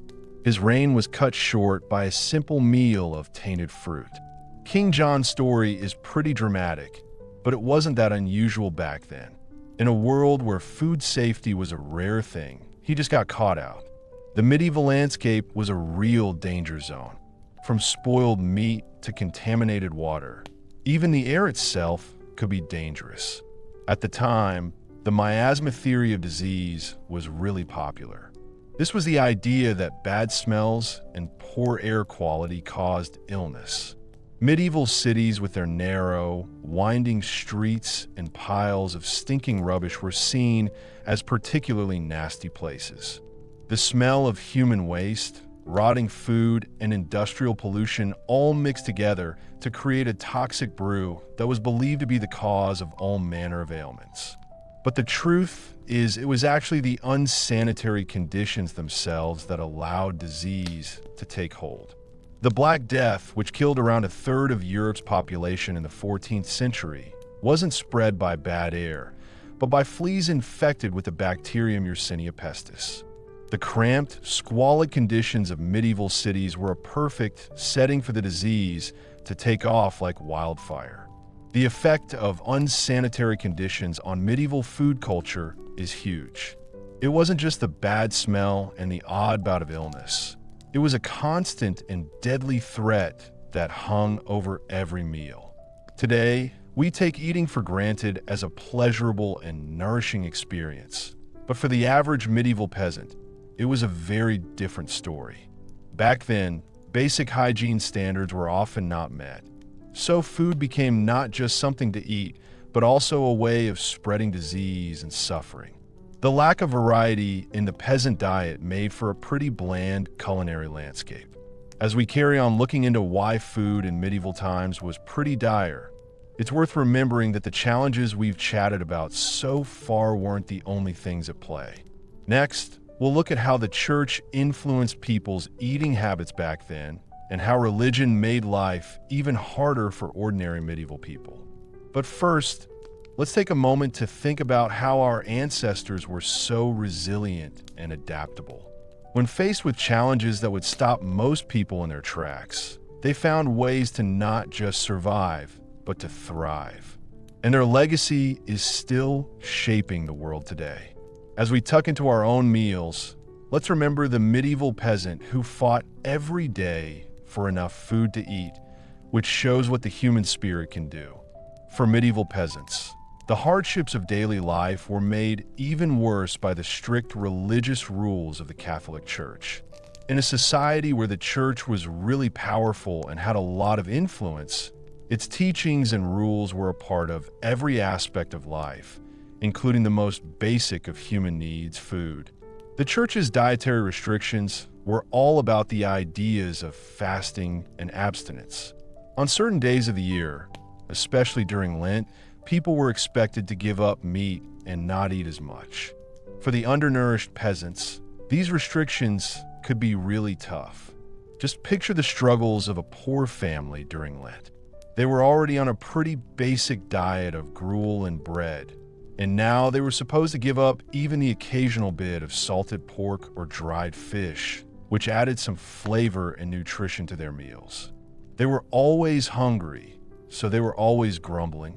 The story of John and Matilda, a fictional but very typical peasant couple, shows the hardships faced by many during this time.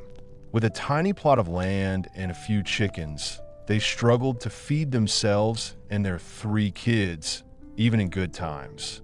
When Lent rolled around, they made sure to stash away their modest supplies of preserved meat and decided to stick to a diet of thin gruel and boiled turnips. As time went on, they were less energetic and their tempers were getting frayed.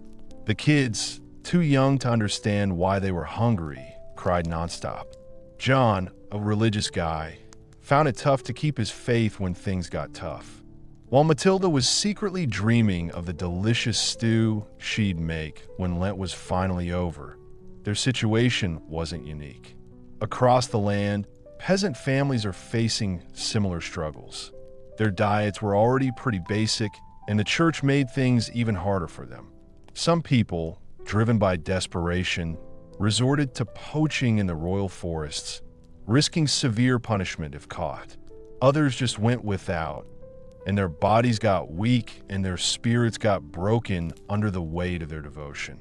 The church's reasons for having these dietary rules were to encourage people to think about their faith and repent, but they often had a really negative effect on ordinary people. In a society where there's already a lot of scarcity and inequality, the extra pressure of religious fasting could mean the difference between life and death. But even in the middle of all that, there were still moments of hope and compassion. Monasteries and abbots, with their huge land holdings and well-towed ladders, often provided food aid for the poor. Monks and nuns, bound by their promises to be kind and welcoming, would give out bread and ale to the hungry, offering a break from the pain of an empty stomach. One story is about a kind abbess called Hildegard. She saw the poor-looking peasants who came to her abbey looking for weapons. So she told the kitchens to make a big pot of barley and veg soup to give out to everyone who asked. The people who received the gifts, feeling really grateful and uplifted by this unexpected act of kindness, went back home feeling stronger and with a bit of hope. But such acts of compassion were rare in a world where the rich and poor were very far apart and nothing could be done about it. The church, despite all its talk of love and charity, often helped to keep the rigid social hierarchy that kept the peasants poor and hungry. When we think about religion and how it influenced food in medieval Europe, it's important to remember the complicated relationship between faith, power, and social inequality. For ordinary people, food was about more than just eating. It was a daily reminder that even the most basic of human needs could be subject to the whims of the powerful. In the last chapter, we'll take a look at the idea of the medieval feast and how it stood in stark contrast to the day-to-day lives of ordinary people.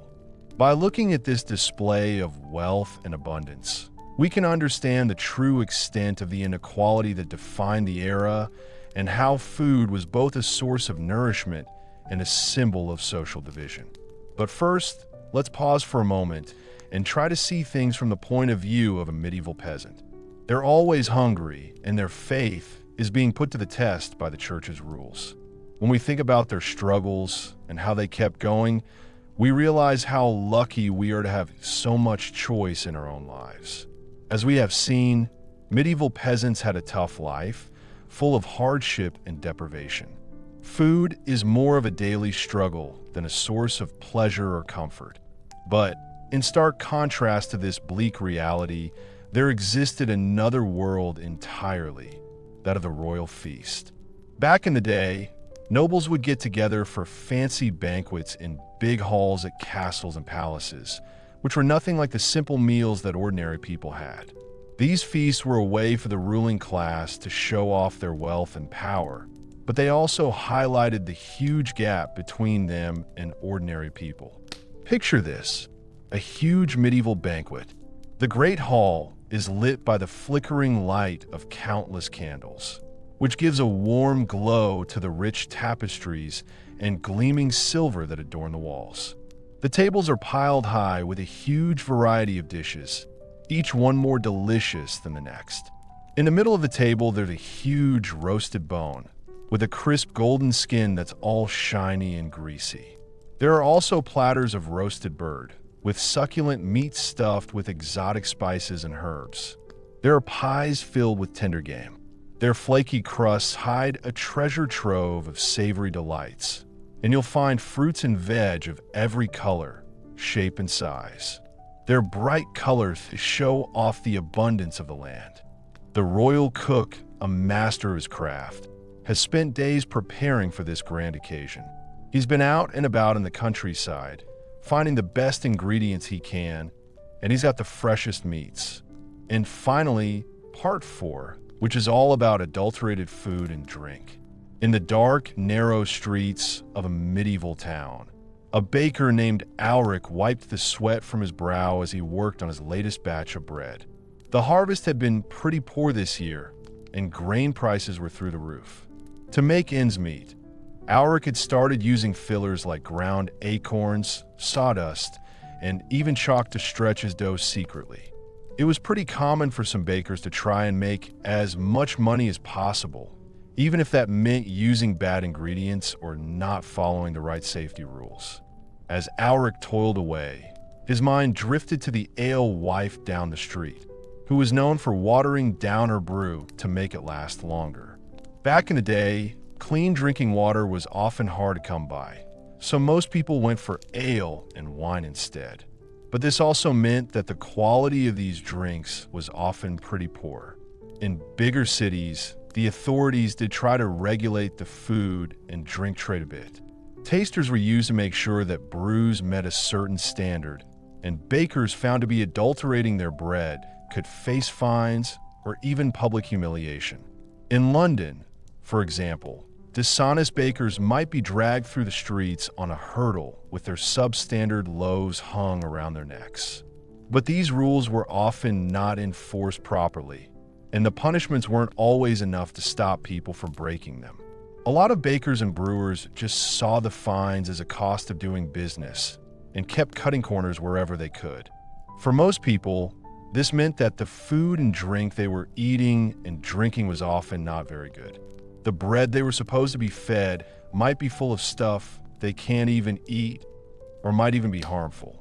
The water they were given to quench their thirst might have been so weak that it didn't really refresh them. It was just another hurdle in a life that was already full of challenges and unknowns.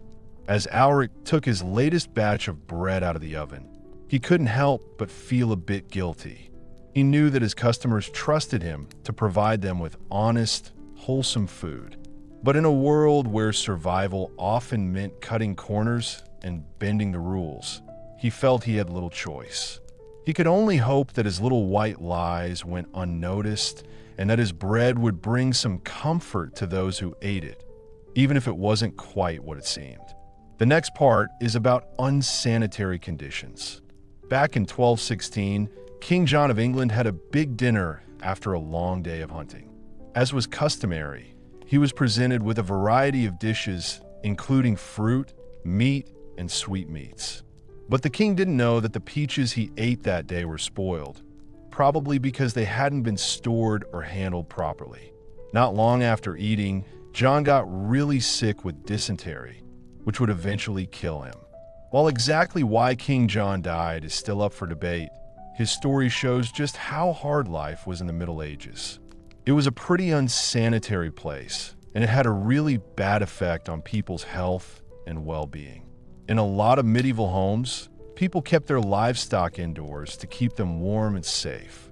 While this was a bit of a problem, as homes were constantly contaminated with animal waste and vermin, it did also provide some comfort and security.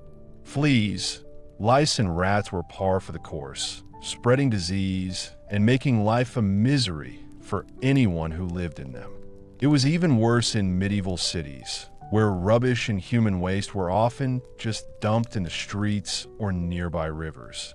People didn't have a clue about germs or how important hygiene was, so they lived in really close proximity to filth and squalor, which made for the perfect breeding ground for disease. The consequences of these unsanitary conditions were severe. Diseases like the one that killed King John were common in those days. People caught them from eating and drinking contaminated food and water. Other diseases like typhoid, cholera, and even the Black Death also thrived in the dirty medieval cities. For most people, there was little escape from the constant threat of illness. Even the food they ate and the water they drank were often tainted with disease-causing microbes. In a world without antibiotics or modern medical knowledge, even a minor infection could quickly become life-threatening. The story of King Jay's death, while notable due to his status, was far from the only one of its kind. No matter how much money you had, disease and death were always around, mostly because of the unsanitary conditions they lived in. It was a grim reality of medieval life, and one that lasted for centuries until modern sanitation and hygiene practices came along. As the sun set over the medieval city, the stench of waste and decay hung heavy in the air. In the distance, the church bells were sounding. They made us think about all the lives lost to the dirt and poverty of streets. For the people of the city, it was just another day in a world where cleanliness was a luxury and disease was a constant companion. This is the sixth part, the church's influence. In a little cottage on the edge of a medieval village, a poor family sat down to eat their evening meal. The fare was pretty straightforward. It's basically a thin soup made from veg and a bit of salted pork, with a hard crust of bread on the side. It was Lent, so the family was doing their best to honor the church's mandate to fast and abstain from meat during this holy season. The Lenten fast was a real challenge for the peasants. Their diets were already really limited because they were poor and there wasn't much food around. So, giving up the meat they were used to meant they had to make do with a really basic diet, and it was pretty boring too. The church had a big impact on medieval food, and its influence spread far and wide. As well as the Lenten fast, the church also had meatless days throughout the year, usually on Wednesdays, Fridays, and Saturdays. The rich found these restrictions annoying, but for the poor, they could mean the difference between having enough to eat or going hungry. Even though the church's dietary rules were tough, there were still a few small perks. Monasteries and abbots often gave food to the hungry as a kind of charity. Monks and nuns would give out bread, ale, and sometimes even meat to the poor, especially on holy days and festivals. But this charity wasn't always enough to stop the peasants' suffering. When there was really little food around, some peasants were caught red-handed poaching game from the royal forests, and they'd get a pretty tough punishment if they got caught. The church worked with the secular authorities to make sure these hunting bans were strictly enforced. They saw poaching as a sin against God and a crime against the king. As the poor family finished their simple meal, they bowed their heads in prayer, thanking God for what little they had. They knew the fast wouldn't last forever, and that Easter would bring a bit of a break from the usual lack of variety in food. But they also knew that the church's influence on their daily lives would continue long after Lent had ended. The cycle of fasting and feasting, of scarcity and abundance, was a huge part of medieval life, shaping not only what people ate, but also how they lived and worshipped. In the grand cathedrals and more modest parish churches, priests were preaching the virtues of fasting and self-denial. But for the ordinary people, these virtues weren't a choice, they were a necessity. They lived their lives close to the church, and they were always hungry as they prayed for a better world to come. This is the fourth part, which is all about adulterated food and drink. Even when food was available, there was no guarantee it would be wholesome or pure. In a world without industry regulations or safety standards, people were dishonest and took shortcuts left, right, and center. Just imagine how hard it must have been for the poor baker trying to make a living by selling his bread to everyone in the town. He'd do anything to stretch his flour, even mixing in fillers like ground acorns, sawdust, or chalk. These additives may have made the loaves bigger, but they certainly weren't healthy or tasty. But it wasn't just the bakers to blame. Some brewers and vintners were pretty unscrupulous, as they were known for watering down their products to make more money. Back in the day, when clean drinking water was rare, people used ale and wine to quench their thirst. But often, these drinks had less alcohol than they claimed, leaving you feeling unsatisfied and still parched. Picture an alewife in a busy town, surrounded by thirsty customers desperate for a pint. She pours out the weak, watery brew, feeling guilty, knowing she's cheating her customers. But what choice does she have? Taxes are high, grain prices are through the roof, and she needs to make ends meet somehow. She silently thanks the heavens that most of her clientele are already too drunk to notice the deception. But it wasn't all about selfish greed, you know. In a society where there's not much food around, a lot of people simply couldn't afford to be picky. They'd be happy to take a loaf of bread filled with sawdust over no bread at all. When the crops failed and there was no food, people had to eat whatever they could find to survive. Grass, roots, even tree bark. The authorities try to crack down on food adulterators. Back in the 13th century, in England, the size of bread and ale was set out in law, with harsh penalties for bakers and brewers caught cheating their customers. If you got caught tampering with the purity of the staples, you were looking at fines, public humiliation, and even corporal punishment. But with limited ways of enforcing these laws and the constant pressure of scarcity, they did little to stop food fraud in the medieval world. So, next time you bite into a fresh, crusty baguette or sip a cool, crisp Lagavulin, take a moment to appreciate how far we've come. With all the food options we have these days and strict quality control, it's easy to forget that for our medieval ancestors, every bite was a gamble and a full belly was never given. Their daily food was often as much a product of trickery and desperation as it was of nourishment and enjoyment. The next part is about unsanitary conditions. As well as dealing with problems like scarcity, spoilage, and adulteration, people in the Middle Ages also had to live with the constant threat of disease. Back then, before germ theory and modern sanitation, food and water were often tainted with dangerous pathogens, so eating was a bit of a gamble. The way medieval people lived meant that food safety wasn't really a thing. A lot of the peasants lived in simple cottages with their animals. They kept chickens and cows, for example, in the same house as their family. While this arrangement provided some warmth and security for the animals, it also meant that animal waste and insects were a constant presence in the home, contaminating food, water, and surfaces. Cities were even worse, with narrow, dirty streets and cramped tenements that were the perfect breeding ground for disease. It's a real mess, with garbage, human waste, and animal carcasses piling up in the gutters, polluting the air and seeping into the water supply. The stench alone would have been overwhelming. But the real danger was all the microbes, millions of them, all over every surface. It's no surprise that medieval people had such short lifespans, with disease killing young and old alike. Even the nobility weren't immune, despite their superior living conditions. The sad story of King John of England is a good example of this. Back in 1216, the king was on a military campaign, and he ate so many peaches and cider that he got really sick and died a few days later. At the time, chroniclers said his death was due to gluttony, but modern historians think it was actually food poisoning from contaminated fruit. The Black Death, the worst plague to hit the medieval world, was partly made possible because people lived in unsanitary conditions. The plague was spread by rats and fleas, which were everywhere in medieval cities and towns.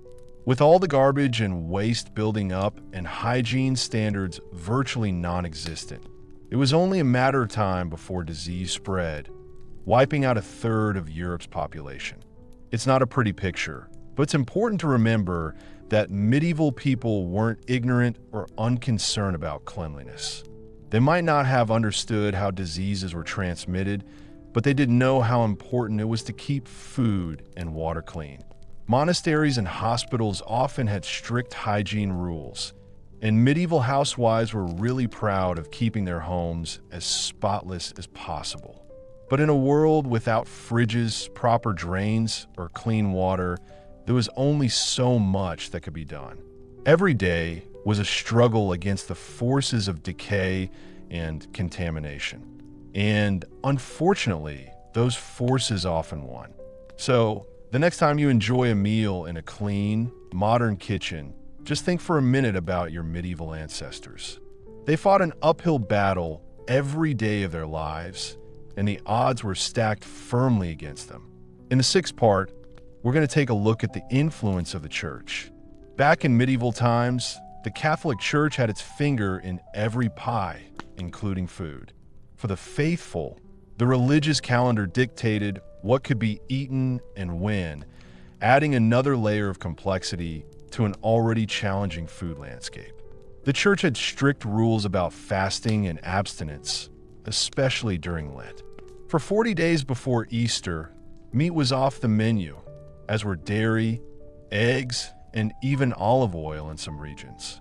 Sometimes fish was allowed, but for lots of poor peasants, even that was too expensive.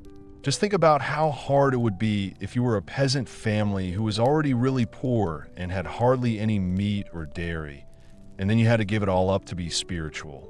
They were told that the pangs of hunger and the weariness of the body were a small price to pay for the promise of eternal salvation. But that was cold comfort for a mother watching her children grow thin and listless from hunger. Even outside of Lent, you could still feel the church's influence in the weekly menu. We decided that Wednesdays, Fridays, and Saturdays would be the days when we didn't eat meat. For the rich, this just meant swapping fish or other treats. But for the poor, it often meant going without any animal protein at all. There were a few minor positives, though, but there were a few small positives, too. Monasteries and abbots often provided food aid to the hungry as part of their charity work. Monks would give out bread, soup, and ale to people who were hungry, which was a rare treat for them. Some even opened their doors to travelers, offering a warm meal and a bed for the night to those who couldn't afford an inn. But even this generosity had its limits. The church also owned a lot of land, including loads of farmland and forests. If you were a peasant who dared to poach game from these lands to feed your family, you were in for a rough time. You could be fined, flogged, or even exiled. It's pretty ironic, isn't it? A charity with loads of money, but no one to spend it on. The church's rules about what people could and couldn't eat had a huge impact on people's lives in the Middle Ages. For people who are already finding it hard to find enough to eat, the extra challenge of religious fasting and abstinence could mean the difference between life and death. But the fear of eternal damnation was a big motivator, driving people to put up with even the most extreme hardships for the sake of their souls. Nowadays, we might think of these practices as old-fashioned and even cruel, but for medieval folks, they were a vital part of everyday life. The church had total control over the faithful, and its rules were seen as the will of God. If you defied them, you risked not only earthly punishment, but the fires of hell itself. So, with gritted teeth and rumbling stomachs, the people of the Middle Ages carried on, sure that their suffering would be rewarded in the afterlife. And so, we've reached the end of our trip through medieval food. It's a real testament to human resilience that people can survive and even thrive sometimes on such a limited and unreliable food supply. It's all so much of a repeat of the same old story, isn't it? It's enough to make you grateful for the simple pleasure of a crisp apple or a well-spiced curry. Just imagine how amazed a medieval peasant would be if they came across a modern supermarket. The aisles were full of food, more than you could imagine. The amazing variety of fresh fruit and veg in the produce section, the delicious smell of the bread, and the huge amount of it all just seemed like manna from heaven to a hungry surfer. There's enough food to feed a village all under one roof. But, as I'm sure you'll agree, we still face challenges in our modern food system. Inequality, waste, environmental degradation. We got to deal with all these issues. But we've come a long way since the days of rancid meat pies and turnip growl. We have a much better understanding of nutrition, food safety, and how important it is to have a varied and balanced diet. We can preserve and transport food over long distances so you can enjoy flavors from around the world in your own kitchen. So, next time you're having a meal, take a moment to savor it. I really appreciate how all the different flavors work together, how fresh the ingredients are, and how skilled the preparation is. It makes me think about our medieval ancestors who had to put up with so much hardship and hunger when there was hardly anything to eat. And with that, we've reached the end of our not-so-exciting history of medieval food. I hope it's given you some interesting context about the past and maybe even helped you to relax. If you like this video, please give it a like and subscribe to the channel for more historical content. Until next time, sweet dreams.